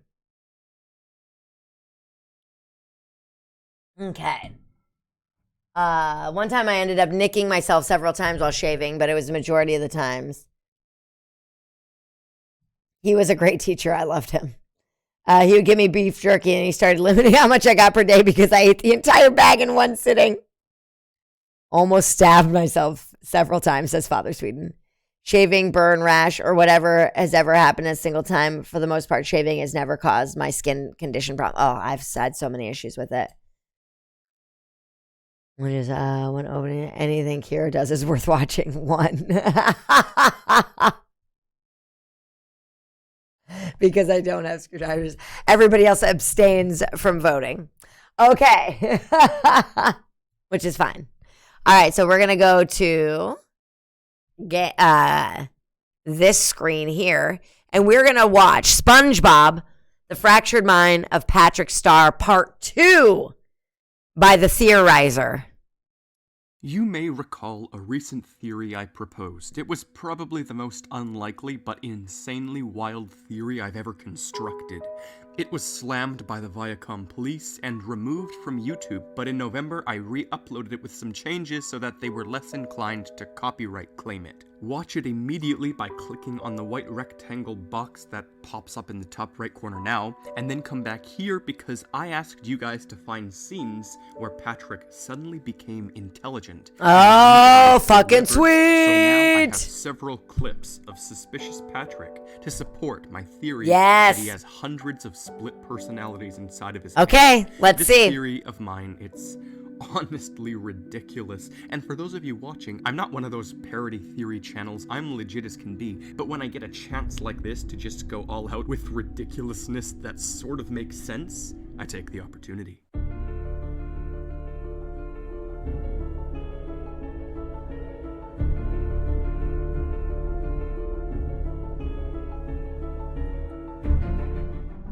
Hello, I'm the Theorizer, and as many of you pointed out, Patrick clearly did in fact start as a dumb child, not a smart one. That likely came down the road. But while half of you tried to piece together more clues from various episodes, the other half tried to figure out what sort of traumatic event from his past could lead to such a fractured mind. Before we get into the pre-show trauma, we have to start with more clues, and there are a lot of them. So first and foremost, in my last theory, I was unable to remember the episode where Patrick duplicated. You see, a key point of my last theory was that Patrick, like most starfish, has the ability to duplicate and split. And dozens of you pointed out that it was seen at the end of the karate episode. His Karate arm episode? falls off, and then he says not to worry, he's a starfish and it will grow back. And then it does. But then his arm grows into a whole new body that essentially duplicates. So there was an Boom. episode where he It is duplicates. canonically correct. And as dozens of you pointed out, at the end of the episode Spy Buddies, there are literally two Patricks standing there laughing, and it cuts to black, and nobody knows why. But now into his OMG. bursts of intellect, because there are a lot of them. There's the ones I mentioned in my other Patrick video, and then there are these. Let's kick it off with something Buggy and Iggy Fan 15 reminded me of. I love it when people work together to make shit happen. My last theory, but in the episode Squid-tastic Voyage, SpongeBob and Patrick go inside of Squidward while driving a miniature submarine, and Patrick has a burst of chemical intelligence. See the following clip. If you could make a big enough burp, We could filter the CO2 through our ballast tanks, refire the engines, and ride the shockwave out of here. wow. He's right. What? We're going through with your plan, Patrick. Yay! What plan? See? He talks about filtering Wow. CO2, and then he snaps out of it and gets all dumb. Yeah. His very own plan. And if they did this once or twice throughout the series, I could understand their comedic standpoint. But this is a staple of his character, flashes of intelligence, which makes it a true part of his brain. Commenter Hailed Space 25 stated that in the episode Ghoul Fools, Patrick claimed that staring at the clouds calmed his inner demons. Right there at the beginning of the episode. And this ain't a one-off. Patrick constantly references how his mind is a raging mess, whether it be like this, or by calling it a machination-filled enigma. It's a smidgen suspicious. Another good point I debated writing about in the original video is in the episode where Patrick becomes king, and commenter Love Your Creations reminded me that I should have added it. After Patrick is told he's actually royalty, he instantly becomes a totalitarian dictator, ordering and stealing anything he wants. I think I saw that episode. Unpredictable. A whole new personality that is activated by complete freedom to do whatever he wants. Totally. Eventually, everyone leaves him and he stares into a mirror where he sees a terrifying reflection of his attitude. It makes him snap back to how he used to be after reminding him of the cruel and malignant monarch he's become.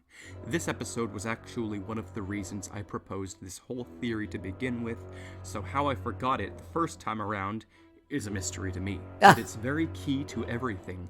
He literally talks with his personality. More on that in a minute. There are even some instances in which Patrick acts dumb while Okay, well, I'm starting to buy into what Theorizer is saying about Patrick. Driver's test by giving him all the answers that Patrick seemingly knew, but SpongeBob didn't. Patrick even got his driver's license in one episode, despite being a blatant idiot during other moments. He makes no sense. Another very brief but possibly significant moment was pointed out by user Star, who said that in the episode where they keep swearing, Patrick has a mini moment. He approaches a dumpster and reads a word very poorly. He has a hard time reading it, but then he reads the swear word just fine, and explains to SpongeBob how it is a sentence enhancer. So he goes from not knowing how to read to knowing how to read to using slightly large words to explain swearing to SpongeBob. No one is this inconsistent. Also, in the episode with Patrick's parents, he's running around like a madman, and SpongeBob asks if he's having another episode. Seems as though these spastic mental breakdowns are becoming more frequent if SpongeBob refers to them like this. A lot of you also pointed out this clip from the episode I Had an Accident. No, your other bottom! Don't you have to be stupid somewhere else? Not until 4. This and many cases exactly like this pop up in the show, where Patrick That's seems to hilarious. schedule his Not until 4. intelligence and his stupidity, as if it has a set schedule, one he may or may not control. That's a And he stretch, claims this come in a on, couple but of yeah, pages, okay, not just that's once. funny. He's aware of when he's smart and Hilarious. dumb. And about That's the fucking milk hilarious. spilling during that other episode, look at what YouTube user I'm King had to say about it. I don't know if this is coincidental or accurate, but it is deep as hell. Finally. God damn it, I didn't read it fast I enough. simply cannot fail Hold to on, times, discuss, times, and times, that times, is an times. entity no thing I simply had to say about it. Okay, I'm the slowest mover. Okay, here we go. I have a feeling that the milk smelling is symbolic analogy or theory of the milk is so simple. Patrick's intelligence tables him and how he acts in the table cloth. This cover by cover, I mean the stupid cover that he puts on. The milk spills on the cloth that symbolizes intelligence slowly cleaving through his color. Okay, I'm king. That's a stretch. Okay, but I love it. I'm on board. I'm on board. I'm with you. Coincidental or accurate, but it is deep as hell. Finally, there's one thing I simply cannot fail to discuss, and that is an entity known as Alternate Universe Patrick. Okay, I want to catch up with the chat here.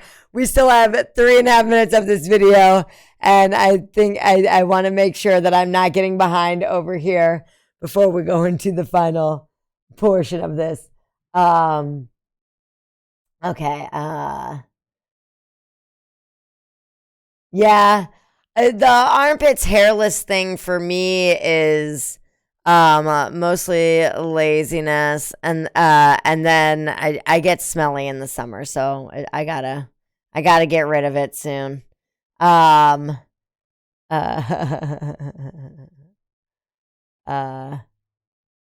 though of course your parents being boomers never approved of it. They never approved of you shaving them hairless? Really? My mom taught me to shave mine hairless. Which was weird because my mom is from Germany. So I wasn't allowed to shave my legs ever. But I could shave my armpits.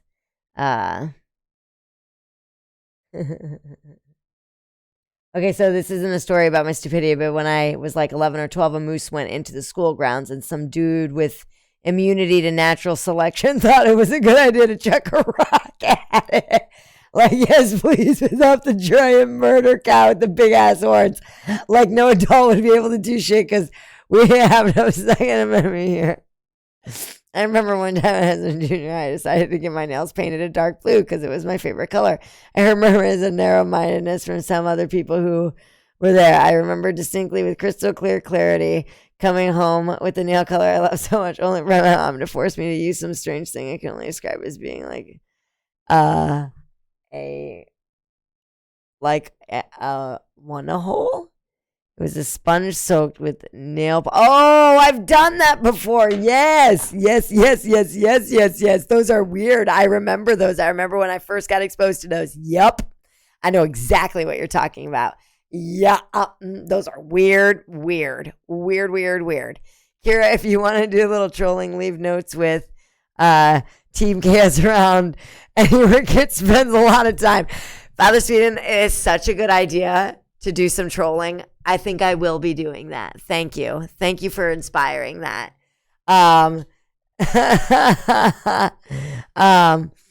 It's a stretch. You can't deny the logic. Is this a serious theory or like purposely absurd? He literally said he was dead serious and not a parody theorist at the beginning of the video. I'm doing homework because I watched this, so I'm half paying attention. Fair enough.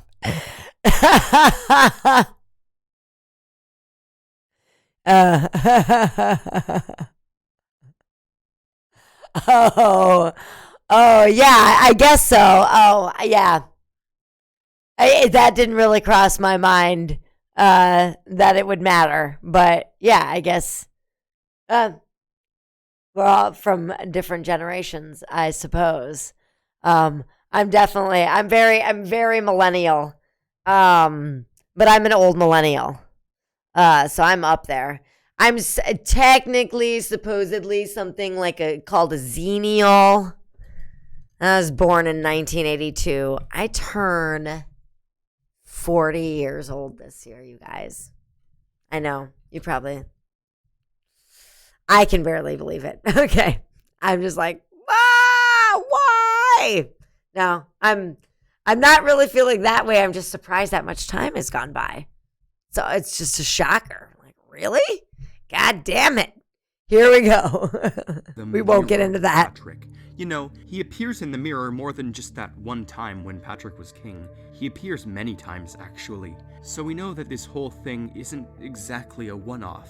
In the episode entitled Roller Cowards, Patrick's personality insults him for being a wimpy crybaby. Patrick gives him a smack, asking him why he'd say this if they settled it last time. This means they have a relationship. I love it. No, I'm totally on board.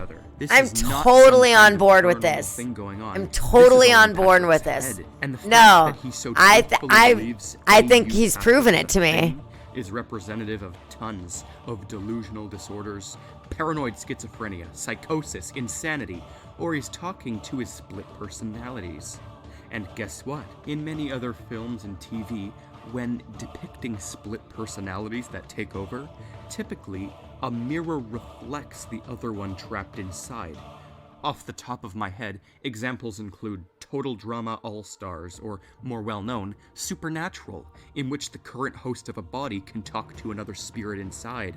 I think I even saw it in Bates Motel or something similar to it. My point is, I've seen this mirror representation of multiple personalities in countless films and TV. It's a symbolic depiction of interpersonality communication. I mean that's also a stretch, but I think that what he showed is already enough. Claiming it's suspicious. Like, look at this. Look at this. Look at this. Look at this. I mean, it's just clear right there. Like, he doesn't really have to prove much more. Have a ton more evidence to support my ridiculous claim that Patrick's a sufferer of some kind of duplicating personality disorder, because the writers are being consistent with these oddly pointless topics and random things he says, but they aren't one-offs. He keeps doing them. But some of you commenters took the whole idea further. Back to that commenter named Star, they claimed something pretty intriguing. Something I'd even pondered before, that Patrick... Okay, Patrick isn't sinister. If that super smart personality was the original, then I could probably explain why he's like this. If Patrick is more of an ass when he is smarter, that would obviously piss people off. What I think happened is he was constantly being traumatically abused by the people he kept pissing off, but somehow he probably found that humor won positive favor with other people. He then intentionally became dumb in order to be accepted by others. Yeah. This is a great theory. As a result of the trauma he had already received, his personality did probably start splitting apart. The fact that this may have driven him to the edge of insanity may have been why he pulled the plug. As you could see, that occurred from that one episode you were showing in which he became smart again. That's what I got out of that. He was born dumb, but he did clearly grow up to be somewhat intelligent at one point in his life. Realizing his life was an arrogant, lonely waste, he pulled the plug on his intellect, suppressing that personality so that he could live freely but dumb. And we know Smart Patrick would do this exact kind of thing, because we literally see him do it again in the Patrick Smart Pants episode.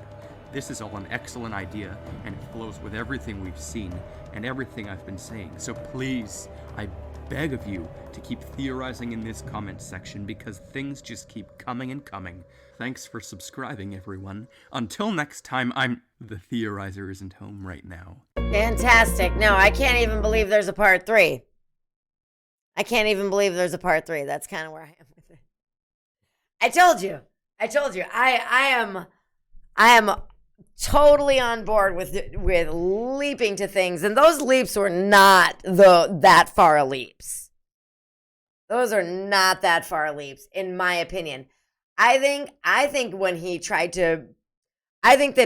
was trying too hard to prove his point was when he would start going in with the leaps. I think you just show the evidence, right? That's all you need. And it's in plain sight. Okay, so let's hear what the audience has to say about this. Okay. Oh, we're talking about age. I forgot. Oh, yeah. Kira's gonna continue mud wrestling into her 80s. Bet your ass. Nah, I don't know about that. So, without giving too much about my personal life away, there's a consideration of getting pregnant again in the like relatively near future. Because we're old. My husband's 42 and I'm 40, and I'll be 40 this year. I'm not 40 yet.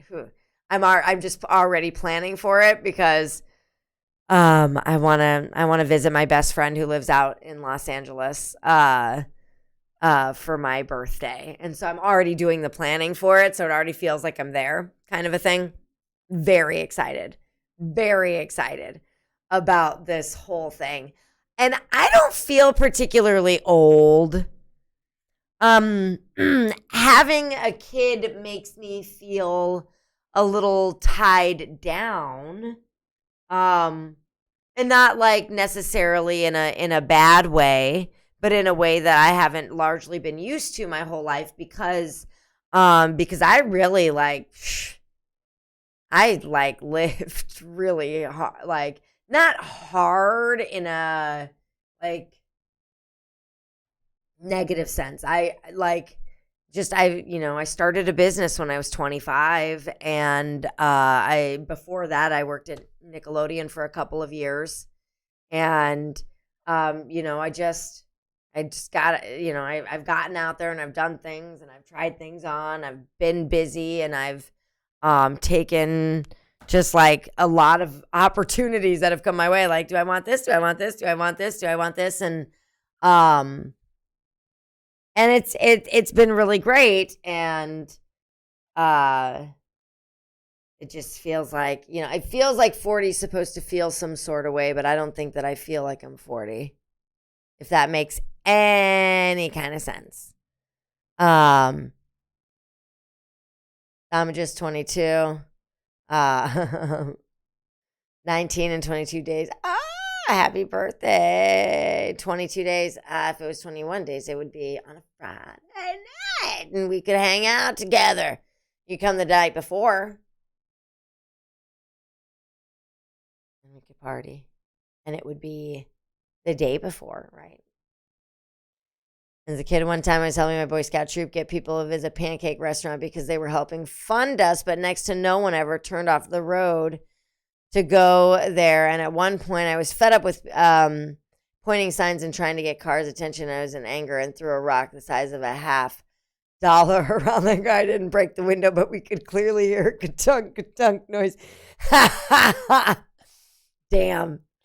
Oh, yeah, I'm like, I'm in trouble. He's just saying he's common that we're seeing an example of a common trope in cartoons that dabble in the supernatural. If anything, that makes it even more likely. Did I miss something? To be honest, it's a wonder they didn't turn around and come back to complain or demand reparations. Yeah.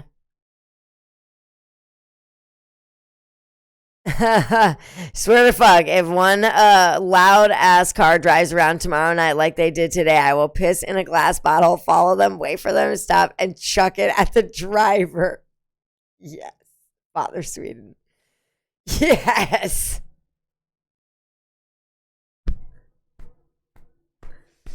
That's Father Sweden. I feel like that's my kind of energy right there.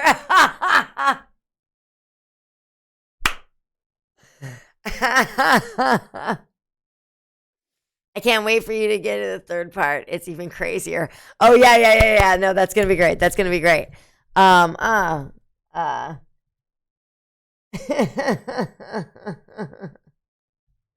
Also, no reaction in all the last 5 minutes, so I feel like that really isn't something to shrug off. I don't know. Did I miss something? Did I skip over something? LA, yeah, I live there. Yay! Well, I will be there in, I think, September. I'm very excited. I used to live there, and it's where my best friend lives, and I can't wait. I'm gonna track you down and give you a hug. We can totally meet up.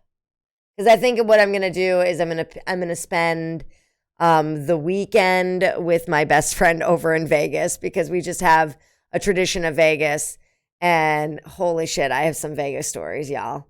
Maybe when I feel more and more confident on this platform, I will tell some of my Vegas stories. But I think we're gonna go to Vegas first, and then I think after that we'll come back to Los Angeles and kind of visit my friend, a few of my friends that still live around there. It was less of a ka-thunk and more of a sound like spare change rattling around. I mean, I feel grounded by having a kid. Hey, Exception Live. Do I mean I feel grounded by having a kid? That's a good question. I feel like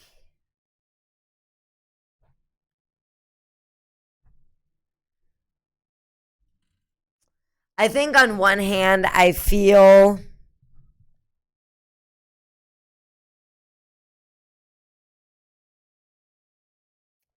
like I'm not so hard pressed to produce like in such a like go, go, go kind of a way, right? But part of me also wonders how much of that goes with just working in a certain field for a long time. You know, having name recognition, because I've owned my business in Chicago for over 14 years. People know the name of my business in Chicago, and it's because we've just been so around for so fucking long, right?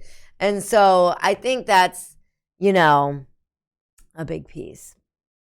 La la la la.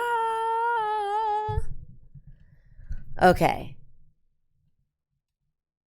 No. We're not ending yet. Exception Live. We got a couple videos still to go. Yeah. Nope, we're hanging out. If fucker wants to be annoying. Oh yeah, back to that story. Yes. I love it. My hatred for these fucks is massive because they park their cars outside the building where the engines are and everything and just like do it the night and only fucking off when one of their alcoholic friends gets a lift. I think you didn't hear it because. Oh, really? Did I miss something like important and you thought that my reaction would be bigger? That's what I'm assuming you're saying. Because I feel like a lot of the last portion was Theorizer showing us his logo, which I'm cool with. I'm not against that. I'm just saying that I don't think there's anything. In the Patrick Smart Pants episode. Right, This which is we an talked about excellent already. idea, and it flows with everything we've seen and everything I've been saying. So please, I beg of you to keep theorizing in this comment section because... Yeah, so he invites everybody to... That's what I thought. Any Hoosier.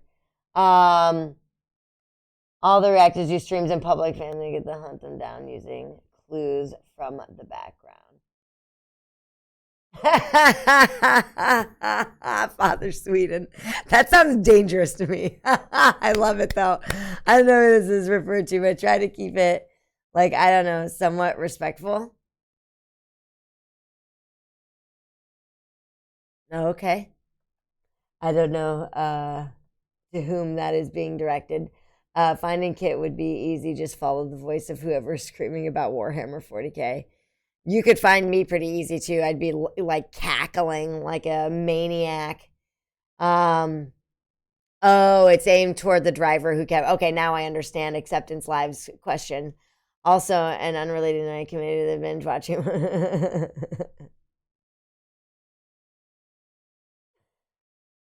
One Piece. I don't even know what One Piece is.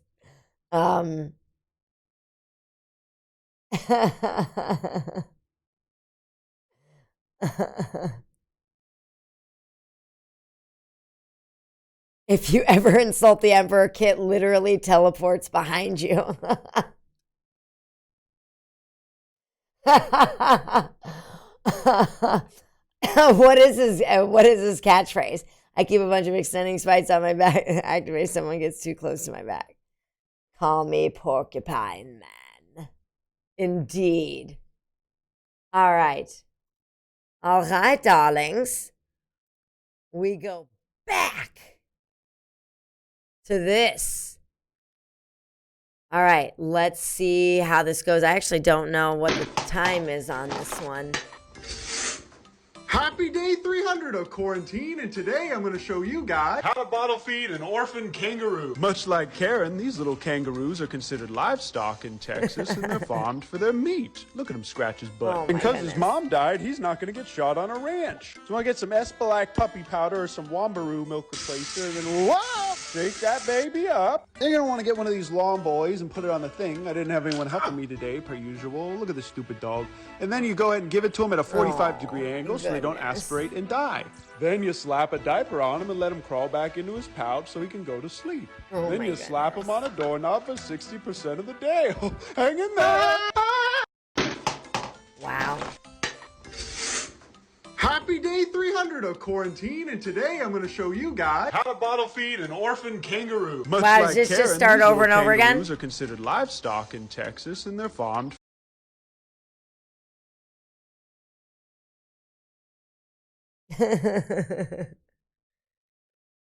Yeah. Oh, I know what an enema is. I did not realize that was an enema bottle, though. So, does this their repeat meat. itself? Yeah, it does. This looks like it Scratch his butt. repeats itself. Please correct me if I'm wrong. All right. Porcupine Man. What are rules on suggestions? Not that I think that we are full on suggestions presently. Although, I mean, I don't know. Maybe I know that one of our videos coming up is a little bit longer. So, and I want to show you guys this thing that I didn't learn it today, but I kind of got reminded of it today, and I got a new way to teach it today. So I need to test it out on some folks. Right? It's a facial movement thing. It's very cool, and you should definitely do it. Okay. Here we go. Let's go ahead and watch this video. So this is Il Vento Doro. Who asked for this one? And modified, mostly the rules on the videos are, I like them 10 minutes or less. I do make some exceptions, like we're in the middle of a trilogy sort of,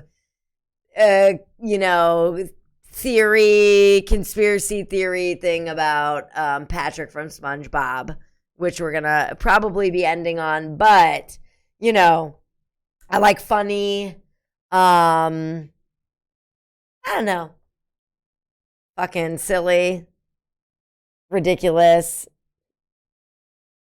Kira is kinky indeed. I think probably, maybe. I don't think I'm that kinky. Oh, Kira, about the enema.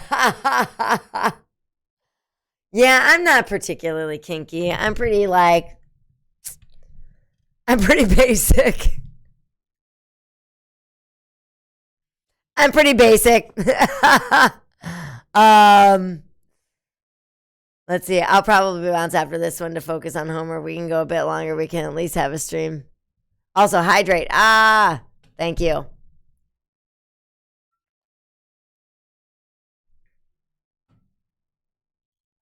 All right, cool. Under 10 minutes is good. Yeah. I always prefer usually under 10 minutes. If you want to watch long videos but weird shit, watch Geno Samuel series. Like, I cannot wait till I'm watching this shit at my house, right? This is like what I'm imagining. Like, I want to be at my house watching these videos, like eating, drinking, all of the things. So that's what I'm working on.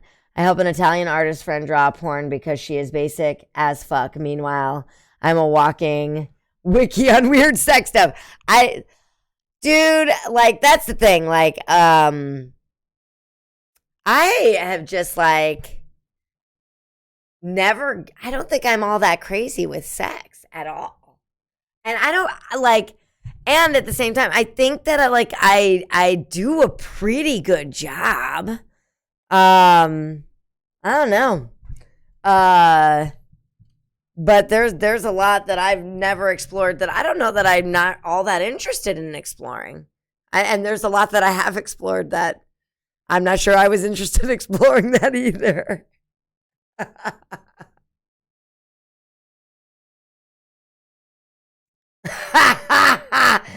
Father Sweden, you crack me up. I spent like 70% of my childhood online, so I just learned a bunch of weird shit. And I don't know if you mean to be being funny, so I apologize if I'm laughing at anything, but I feel like your tone is that of like kind of funny. Let's see. You say you're pretty basic, but even a single dildo. Oh man, dildos.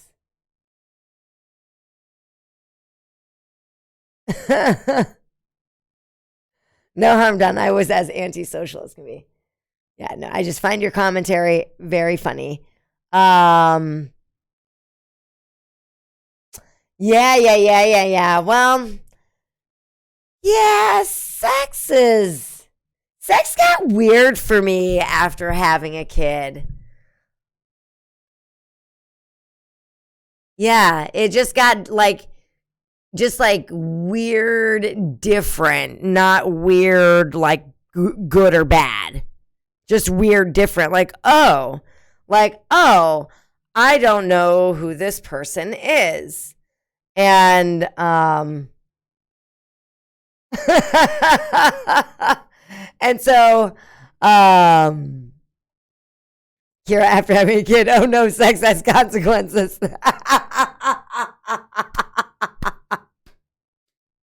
Exactly.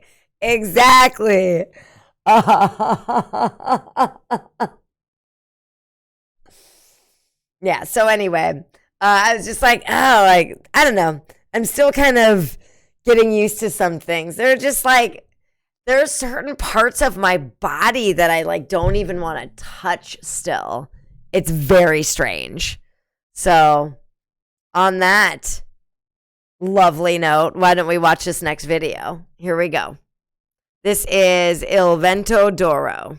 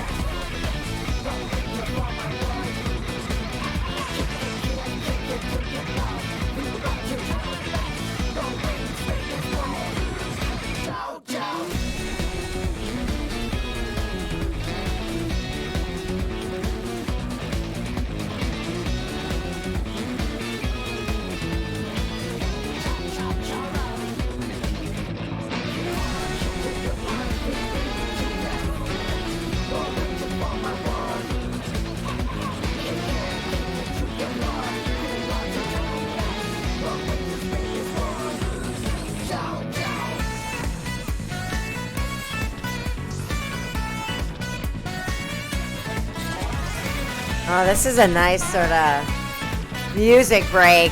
I don't know who put this in, but I think I got to stand up. I think this is a very good reminder to do that. So get on up if you have it in you, or you can. You could also just shake around in your chair.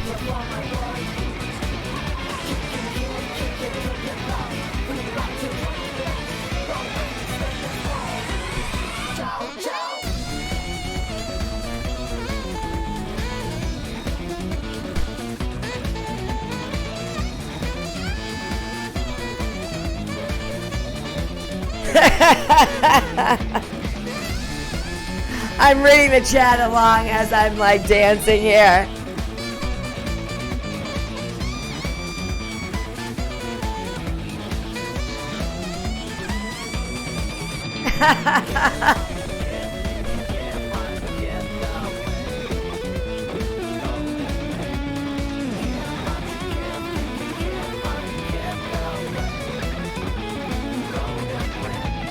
So what's the cannibalism conversation? I want in on the cannibalism conversation. Who are we eating? Which part would I think would be the tastiest? So I've always thought that my best friend's ass would be the tastiest piece of meat I could ever sink my teeth into.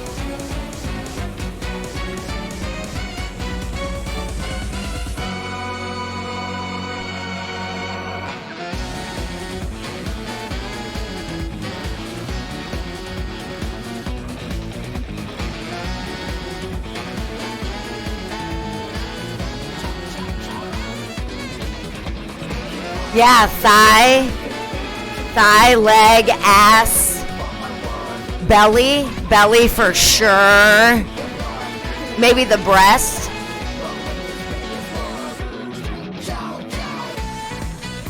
Hairy meat.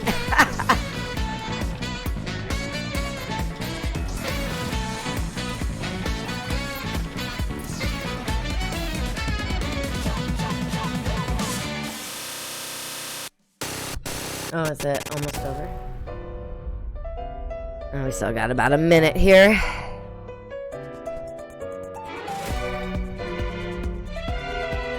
Yeah, the breast would be a pretty juicy part.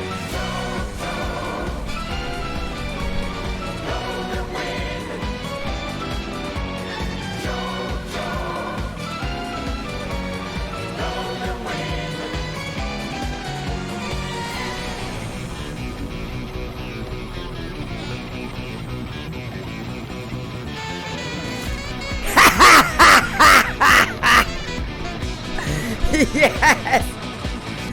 I have thought about cannibalism a lot also.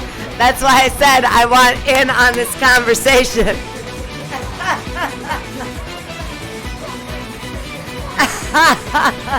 And Redeemer, imagine carving a breast off and it's full of milk and you bite into it and it's one of those candy milks that explodes into your mouth. Oh man, too funny. Too amazing. No, I used to say really fun, like weird, creepy shit about like eating people, and I'd be like, okay, Kira, reel it in a little bit. I don't think you should talk about that.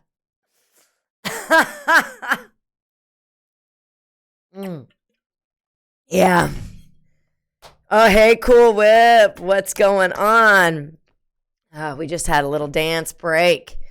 Although how well that would taste with meat.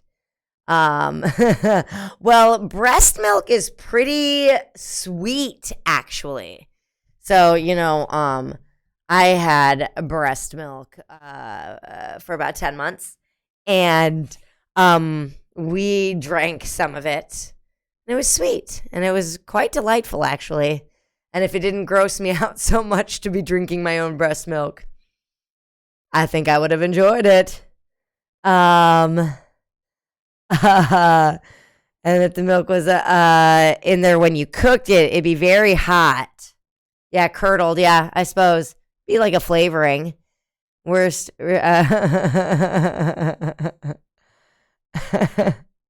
I'm not immediately running away. Bye-bye. Legal Cannibalism Cafe. I don't know if I can condone that modification of the prison system.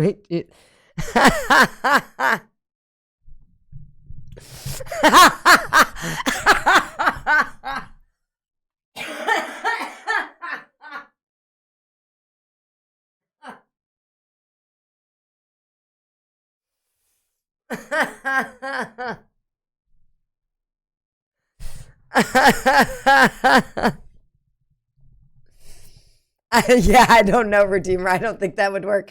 Well, because here's the deal. If we built it into society, if it was in any way legal, people would be making profit off of it. And that's not a good idea in our current system. So let's just keep hands off of eating each other.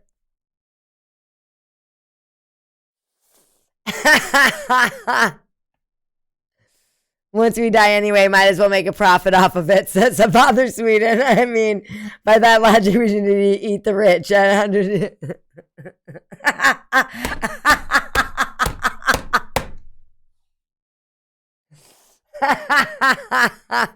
Boob cakes. Yes. Yes. I think that the milk in the ducks should be like whipped cream traveling through the sponge of the cake. That's what I think. Oh my fucking God. That sounds really, really good. I'm down.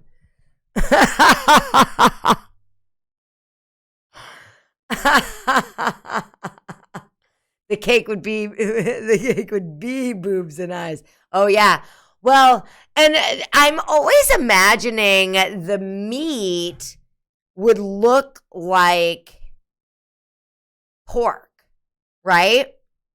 Am I wrong on that? Known as the ejaculating cake, but boob themed. Make some pasta with eyeballs and sauce. Eyeballs do not sound that enticing to me. I gotta admit, eyeballs is something that I'm just like not really all that interested in getting into. So I would totally give you all the eyeball you wanted, Father Sweden, in this feast that we are having in our chat. Ugh, God, that makes it even worse, Father Sweden.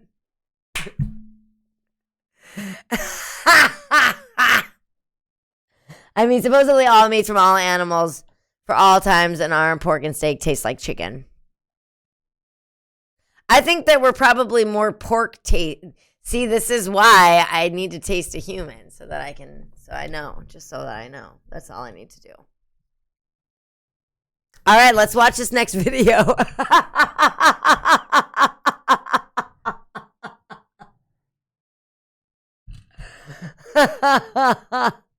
All right, so this is the third part of our trilogy about Patrick's insanity, which, by the way, Mr. Theorizer, you don't need to do no more. Like, this is enough. Like, the second video was enough. All right. When I finish my time machine, I'm going to interview the first person who drank cow's milk, says Cool Whip. Yeah. So it'd be more like halfway between a gummy candy and a jawbreaker. I always read from the bottom up. I should stop doing that. Okay. Ew, Father Sweden, squishing between the teeth. Okay, more talk about chewing on eyeballs, which kind of grosses me out. Do I think that people from different ethnicities would taste different? I think that different people with different muscle fibers would taste different, mostly probably be more like a different texture. And you could certainly, say that certain ethnicities have like more muscle fibers here, there, whatever, So maybe in that light, but like I do think it has a lot more to do with the connective tissue and the muscle fiber as to how the meat really will be. That's my theory. Anyway, I've thought about it for a while. Okay, so Father Sweden, you are not alone on this.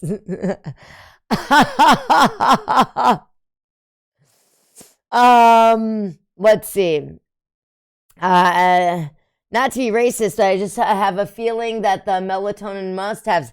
Really, you think so? I don't know if it's I think the muscle, like different kind of muscle fibered person will. It's more of a texture thing, in my opinion. I don't know about taste. I don't think anything would actually influence the taste. I think it'd be more of a texture thing.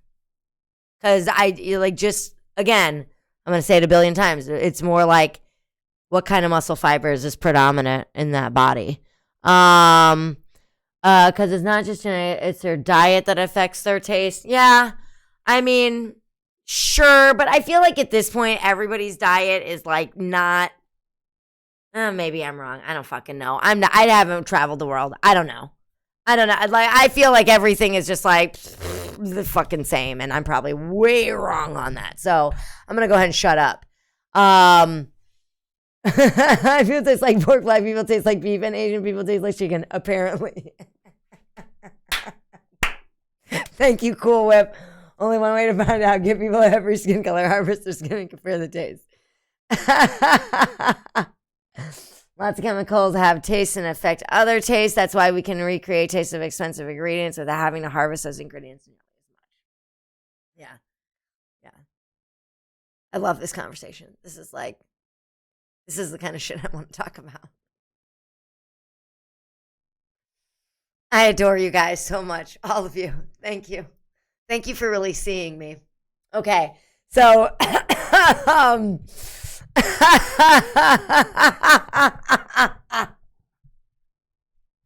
so where's my Asian woman HCE flavor of beef jerky? How eating a pure vegan would compare to those people. I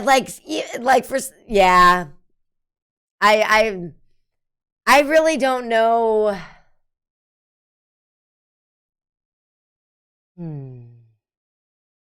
There's just no way to know. Like, I'm just trying to think of if I guess I've bought expensive, but I've had not expensive meat and it's tasted great, and I've bought expensive meat and it's tasted like shit. So Kira hosts a cannibalism dinner party. We pick some evil bastard and use that for food. Yeah. I think that's a great idea. I've always, that's why when you said, like, I think about cannibalism a lot, I was like, I love talking about cannibalism. It's because I've always been so curious. It's so, and I would never do it as I hesitate. And like, would I? I always made the joke that if I was one of these people who was on a plane and it crashed into the Arctic, like, I would be one of the first people that was like, so, anybody hungry? Anybody want to eat those dead people? Be like, right away, like, I need to eat a person before I die. And I got a perfect opportunity right here. Okay. So maybe I revealed it too much. Or are those people with crazy metabolism that eat mostly sugar and are somehow look like perfectly healthy models? Maybe keep him captive for a bit. We can feed him well so he's a bit healthier before we harvest.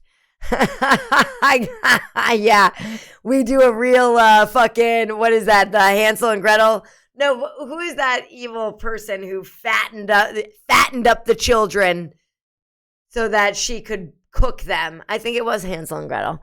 I would only eat people who eat hot dogs, says Cool Whip. I love hot dogs. So, I've heard on the dark web that there are cannibalism cookbooks. I would just have my husband cook it because he's a really good cook and he would definitely want to eat it.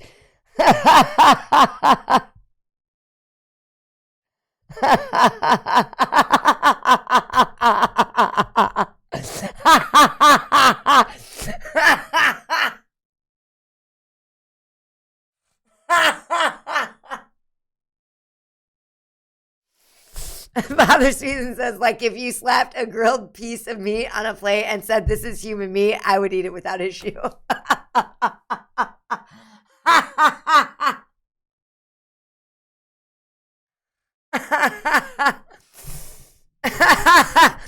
I mean, you live in the United States, and thus, if you get someone to consent to it, you can eat them or eat a part of their body. Yeah, I think so. I think that's so. And then there was a guy in Germany who ate some dude's penis, but I think the deal was also that he was going to kill him, and so then that made that illegal. I don't know if eating a wiener is illegal or not. They don't say hot dogs, Kira. What?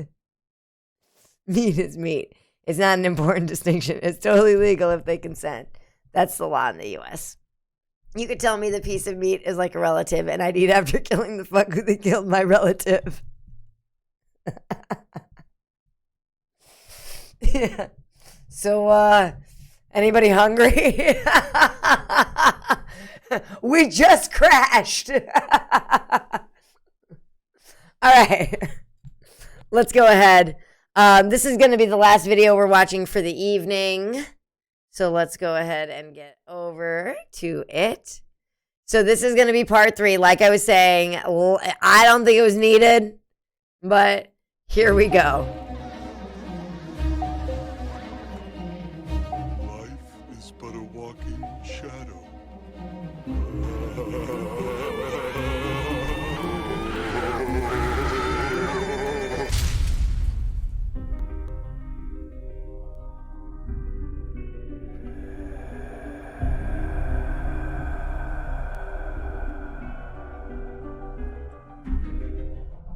Hello, I'm the Theorizer, and what began as a simple video of mine has since spiraled into arguably my magnum opus. Watch this video immediately. It's part 1. You can view it by clicking or tapping the white rectangular box that appears above right now. Once you've completed it, you also must watch part 2. That can be accessed by clicking the second box that'll appear above or just by searching it up. In summary, what I've done over the course of these past several months Are we is missing? create a Okay, hold massively on. Exaggerated character I was study like of thinking it was a Patrick long Star from the introduction, Nickelodeon show. but I think that I am missing the voice. Can you guys hear it? Because I can't hear it. I hear the music, but I don't hear the voice. That was weird.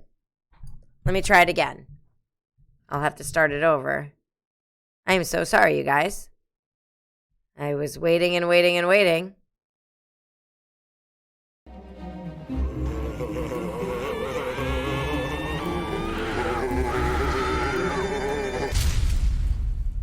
No, I can't hear anything. Okay, that's not true. I can hear something. I can hear the music. I can't hear his voice. And then it dawned on me that, like, I was missing something because it had gone on a minute and I looked like there was a story being told that I was missing. What the fuck? It's all good. We'll figure it out. So this, for whatever, pardon me. Let me check my headphones. Because if y'all are hearing it, then there's not. You guys are hearing it, then I'm guessing it's something with my connection. So let me try this. Pardon me. Goodness gracious me. Okay. Here we go. I think that's better. Hello, yes. I'm the Theorizer. Okay, sweet. And what began as a simple video of mine has since spiraled into arguably my magnum opus. Watch this video immediately. It's part 1. You can view it by clicking or tapping the white rectangular box that appears above right now. Once you've completed it, you also must watch part 2. That can be accessed by clicking the second box that'll appear above or just by searching it up. In summary, what I've done over the course of these past several months is create a massively exaggerated character study of Patrick Star from the Nickelodeon show SpongeBob SquarePants. I have looked at his many outbursts of intellect and the many times he also does dumb things. I have analyzed and with a virtually stunning amount of evidence have concluded him to be insane, delusional, and conflicted with a unique kind of multiple personality disorder which merges with his duplicating starfish behavior. You commenters have provided evidence that simply won't stop coming, so I have no choice. I must continue. His last video was already so convincing. I'm serious. I'm not even joking. Let's begin with some really strong evidence, something tens of you mentioned. In the episode entitled Chimps Ahoy, Patrick shows SpongeBob a mirror and tells him that he's invented a parallel universe. SpongeBob tells him it's just a mirror, but then Patrick turns around to find an alternate universe character inside of it. Even in a very recent episode, Patrick's reflection in a window talks to him and convinces him to become a tour guide. For those of you who have watched part 2 of this theory trilogy, you'll know all about the mirrors. And Chips Ahoy marks one of, if not the first episode. See, I think, okay, so I think his whole theory, OM Jesus. I think his whole theory about the mirror is like a bit of a stretch, right? I think it's just like, here are the ways that mirrors have been, used as symbols of multiple personalities. So I do think that there's a level of like, yeah, and what's your fucking point, right? But I really do think that the amount of episodes that he's shown where Patrick literally changes between two personalities is it like that's enough. Like he has enough evidence. Alternate universe Patrick comes from. There are actually multiple characters who have an AU version, but as we've seen at this point, Patrick is the only important one. All of this provides one key point of information, that Patrick calls his reflections alternate versions of himself. Not only is that bluntly direct proof that he thinks of himself in multiple versions, but there's something else here that I'll bring up at the end of the video, so until then, on to the next bit of evidence. YouTube channel Fractorate. Okay, times. Oh my god, I'm the slowest. Okay. In the episode with Patrick's parents, he wants everything to be perfect because he doesn't want to disappoint them again. Which means that when he's decided to pull the plug on his intelligence, breaking his mind, and now the parents of Patrick's are disappointed that their once genius son isn't smart. Okay, got it. That the reason Patrick freaks out before his parents arrive in that one episode is because he used to I saw that smart, episode. and he's afraid that after he pulled the plug, his parents won't like him. This makes good sense, but we do know that as a very young child, he was stupid. One thing I found was that it gave at least some proof that he was stupid when he was a kid. Not sure about his age in this, but that's what I found. Not sure if that's any help. This was pointed out by YouTube user Piece of Cheese, who linked a clip of Patrick reading a stupid poem when he was younger. Truth be told, as I predicted, Patrick was a dumb child who grew smarter, until his trauma of being too smart led him to pulling the plug. A few more of you pointed out how Patrick was also likely traumatized as a kid, as he was bullied by many. His sister also went missing for some time, further pushing trauma to be a large factor in his final decision. Users Ben P and Adara the Shallot In one pointed out episode, Patrick something said, that "I'm already wouldn't hearing appear as voices," much until you watch my showing that he has theories. schizophrenia. In an earlier episode of SpongeBob SquarePants, SpongeBob tries to get Patrick hyped and asks him if he's ready to go crazy. And Patrick responds with, "I'm already hearing voices." Proof that he hears voices. It's such a great in his response. head. This indicates schizophrenia and possibly, very possibly, the voices being let out could be the others trapped inside, which overlays a whole other level of freaky on top of all of this.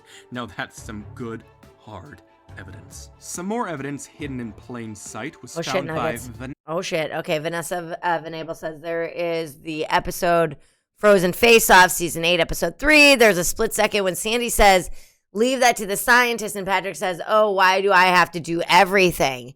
I know that might not be super helpful or big, but I thought it was worth the mention. Vanessa Venables, who commented that at the 1815 mark in the episode Frozen Face Off, Sandy announces that they need a scientist. Of course, referring to herself. But then Patrick cuts right in and sighs, asking them why he has to do everything. Sandy That's then turns awesome. him into a propeller. But right there, Patrick basically just admitted that he is, or at least he thinks he is, a scientist. This is true. We've seen it in Patrick Smart Pants. This version of Patrick subliminally knows he's a scientist, but he doesn't really act like it. We have already established a lot more, but before I flood into the true mind blow. Okay, we're going to pause there. I'm going to head over to the chatty Rooney Rooski. So we're talking about eating human meat still, which I'm totally down for. You know, before we get along, ethically make cannibalism built in the United States, since we are getting better and better at growing meat in labs and having it taste the same as normal. Like they're dead anyway. Right. Once we can mass produce it, it'd be good. Trust me, you'd better make sure it's circumcised. Get stuck in your teeth. Otherwise, I'm fucking famished. Thanks for asking. Dick cheese. Dick cheese. Human fried skin. I think yeah.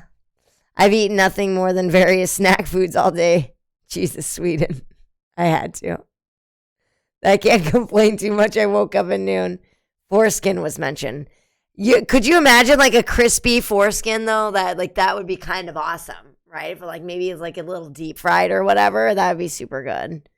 As someone who has one, if I had to deal with dick cheese, you all have to in some way. That's just the way it is. Ha ha! His voice comes in after the intro, Kira. Oh, yeah. So that we were having sound issues. I'm the theorizer isn't home right now, which is the one and only time he's ever done a variation of the outro. Oh, sorry. Yeah.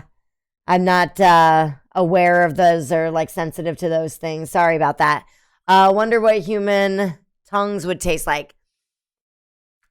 I feel like it'd be just chewy, right? Like I'd have to like chew on a tongue for a while.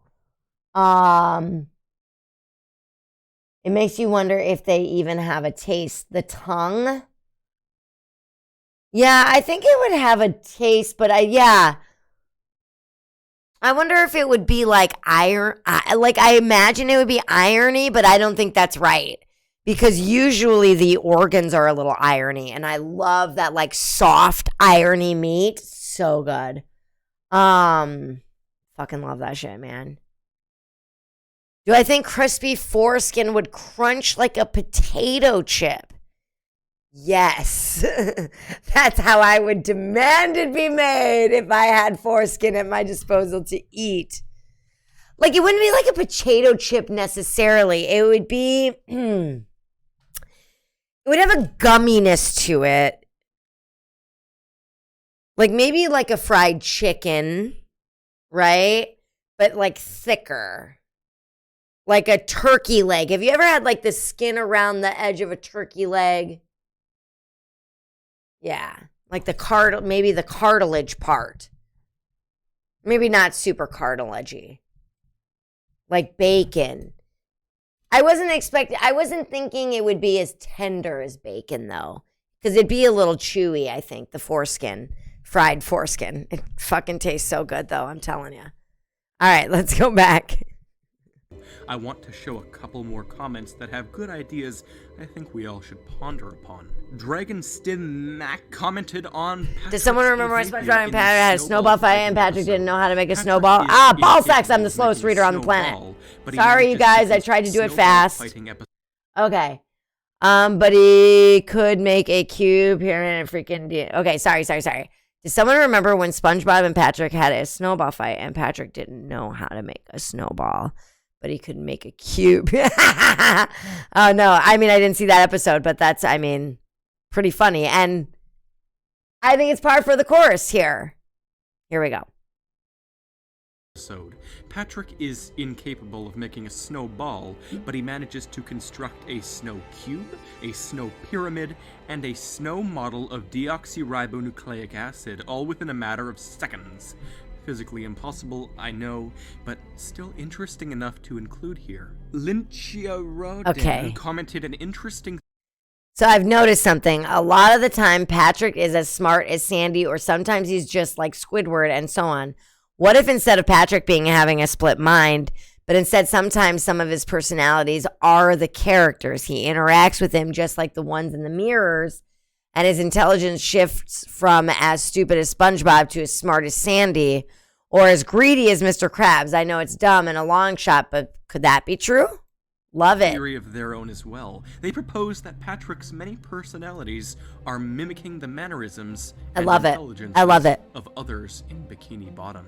King Patrick is greedy like Mr. Krabs, Main Patrick is dumb like SpongeBob, hence their friendship compatibility, and Patrick Smartpants is like Sandy in the scientific sense. It's intriguing to think that he may draw from his surroundings, and it's not at all far-fetched. This is a good one to ponder. As highlighted by Cerberus 509, in the new special episode The Legend of Bikini Bottom, something happens at the 333 mark. Yeah, Patrick totes. tells SpongeBob that the only thing to fear, and then he pauses, forgetting the saying, and then he screams, is yourself, while he holds up, what's this? A mirror. 100%. Responds to him and speaks to SpongeBob for many seconds. This alternate universe Patrick seems much more similar to normal Patrick, implying it's another dumb one. Dozens of you pointed out something that practically confirms my whole theory here. Which is? This following clip of Patrick literally embodies everything I've been claiming in my videos Come on. up until this point. In the 20th episode of the 9th season, Patrick does the following. Life is but a walking shadow.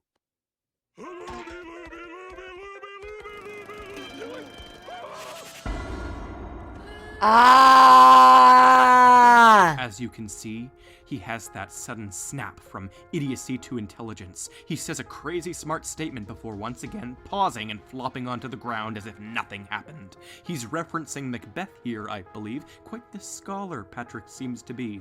Then a lawnmower slices him up and proves once again that he can multiply. Yeah, no, it's for sure. Like Nickelodeon's handing this one to me on a silver frickin' platter. No, for sure. For sure. And now that we've completely updated the evidence, it's time to delve into the mind blowers.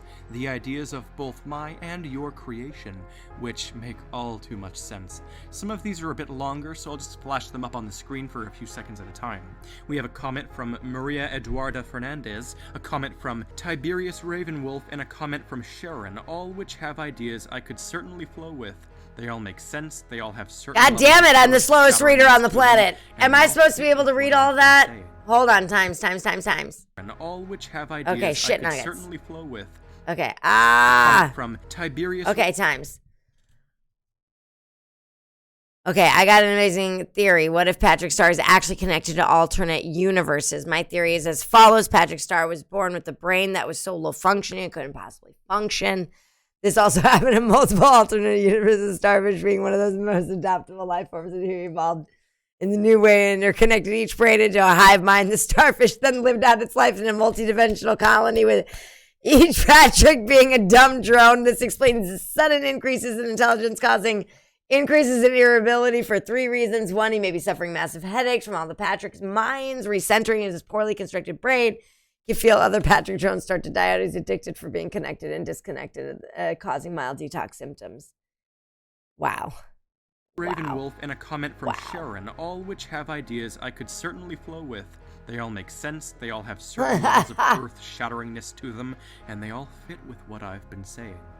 However, there is one massive underlying mystery that I've been setting out to solve since the first video. Here we go. Which Here we go. think I might possibly now have hit.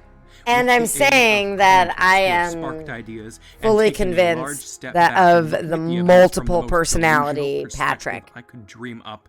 I have something here. It starts with Nern for the win. Nern for the win. Something. So, I mean, I don't know. Is it boring to watch someone when they're like, I've already made up my mind.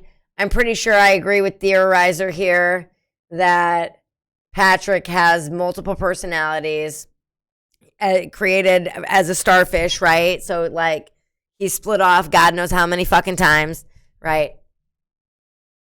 I'm on board with that based on the evidence I have seen. Yeah. My reality of the whole situation. It was something I'd always considered, but I didn't even know it. I didn't think it would be as shocking to me as it was, but the idea that each episode is a different personality. Oh, I already thought of that. A rocket-propelled grenade. Spectator 72, Pause. Okay. Patrick is schizophrenic and all this is happening in his head. If you look at him like a mental patient, he could be a person who is imagining all this or having an episode and he's showing all of his size, smart, evil, and dumb. The whole show could be happening in his head. And when SpongeBob asks if he's having another paranoid episode, fuck Kent Skates. I think Patrick know he is a TV character and he acts dumb to make people laugh. That's interesting. Sometimes I wonder if Bikini Bottom is a big dream in Patrick's head. Maybe Patrick imagines he is a starfish, the society of walking, talking fish, while in reality, Bikini Bottom is just an ordinary city, ordinary human citizens. How else do citizens of Bikini Bottom know the existence of David Hasselhoff? True! Kent Skates all had the thought that the entire show was happening in Patrick's head, or that he knew it was a show. But the idea that no two Patricks are the same, that's where all of the evidence truthfully leads to. And so now, it's my time to do what I do best. Patrick seems to think his multiple personality disorder is a fractured multiverse. What I mean is, he thinks that each of his personalities is a parallel universe of someone he could have been.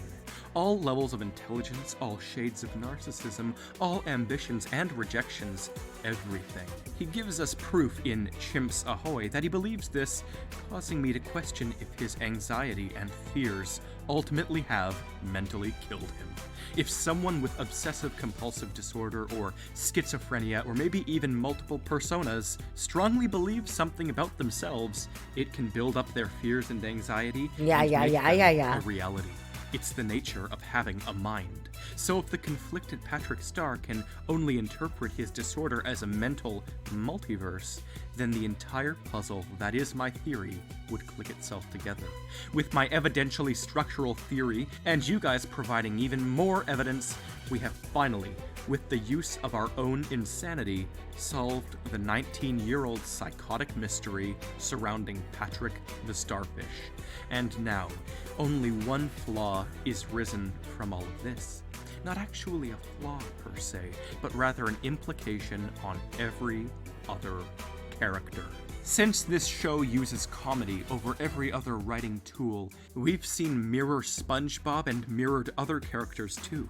As I said, these are likely just harmless figments of the characters' imaginations, unlike Patrick's, which are the most frequent ones, and the only ones he shares that's what their it seems like to me. relationship with. But think of it like this. The reason that the television show SpongeBob SquarePants lacks continuity, the reason there's no overarching story, is because each episode, the characters are reset. They are a different personality, or rather, each episode takes place in its own universe. Wow. Shockingly enough, this would apply to the majority of children's television shows, and the freaky fact is that it is true. The creators are unintentionally doing it by leaving in continuity errors. It's the way TV shows work. However, it would appear that Patrick just intentionally embodies it. There's one final question about all of this, though. If Patrick asexually reproduces, and he does, we now know that, then is he technically immortal? Research has been done. I was wondering that. Starfishes, but it's hard to tell. Actually, no, it isn't. If you've been following, then you know for a fact that Nickelodeon would write Patrick like this. The unending torment Patrick endures is inflicted onto everybody else through his stupidity forever. So we've done Plankton, we've done 3 videos on Patrick, now it's time to move on to SpongeBob's mentality. Perhaps his overactive niceness is because he's intentionally dropping to Patrick's level so that Patrick has a friend. Or better, maybe he's been driven to the point of ignorant bliss due to the way Patrick has been acting. Squidward's insanity has been caused by Patrick as well. Squidward's on his way to becoming like SpongeBob, and that'll be the day when we see Squidward get too mad. Then he'll be completely snapped. Whenever Squidward normally can't handle something, he becomes carefree and laughs crazy like SpongeBob, going virtually insane.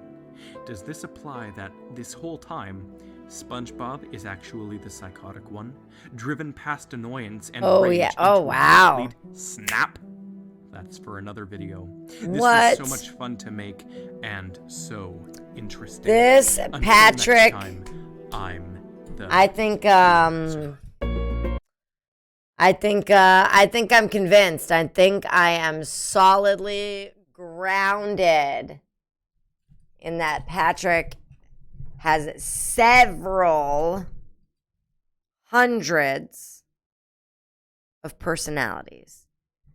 And now, the inquiry, what you missed, Redeemer, is like, okay, so is Patrick then immortal because he can just generate over and over and over again? Like, what the fuck? Anyway. Adam, PS3 Infamous! Chaos with Facts. And hello, Glove. Welcome. So I was actually going to bid everybody adieu because it is about that time for me. I've got a fucking kid, so it sucks. I can't hang out that long or that late because my ass is going to be up at fucking 5:30. Sucks. Oh, we were having a conversation at the beginning of this whole thing before we talked about eating people, which I'd really like. We'll get back to that conversation.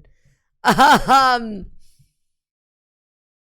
yeah, having a kid, it's not like a grounding. Yeah, thanks, PDC Wolf. It fucking sucks.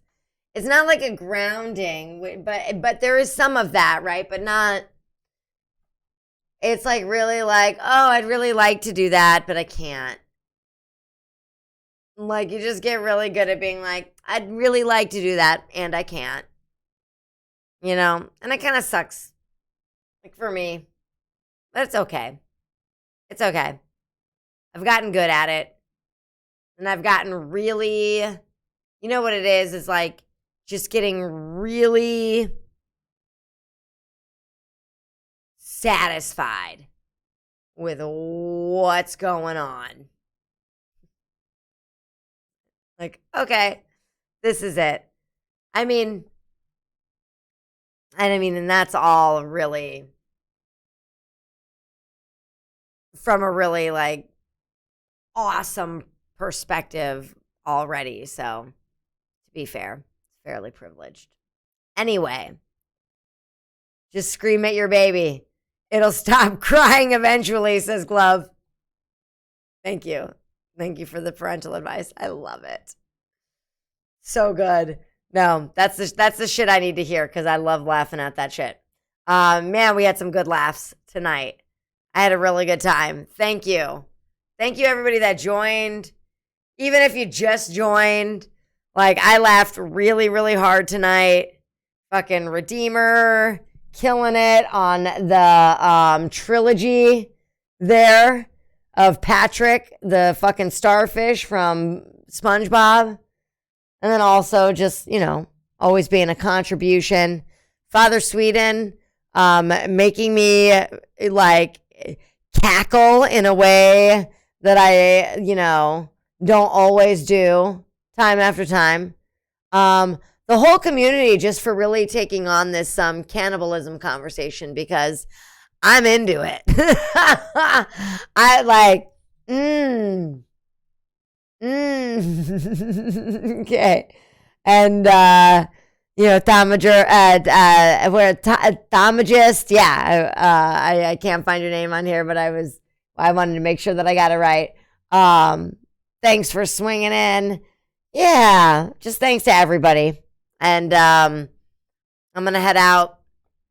I'm going to get home, chill for a minute, and then I'm going to get to bed. All right. I will see everybody next Friday, 6:30, I'll be logging on. And let's see what we're in the mood for.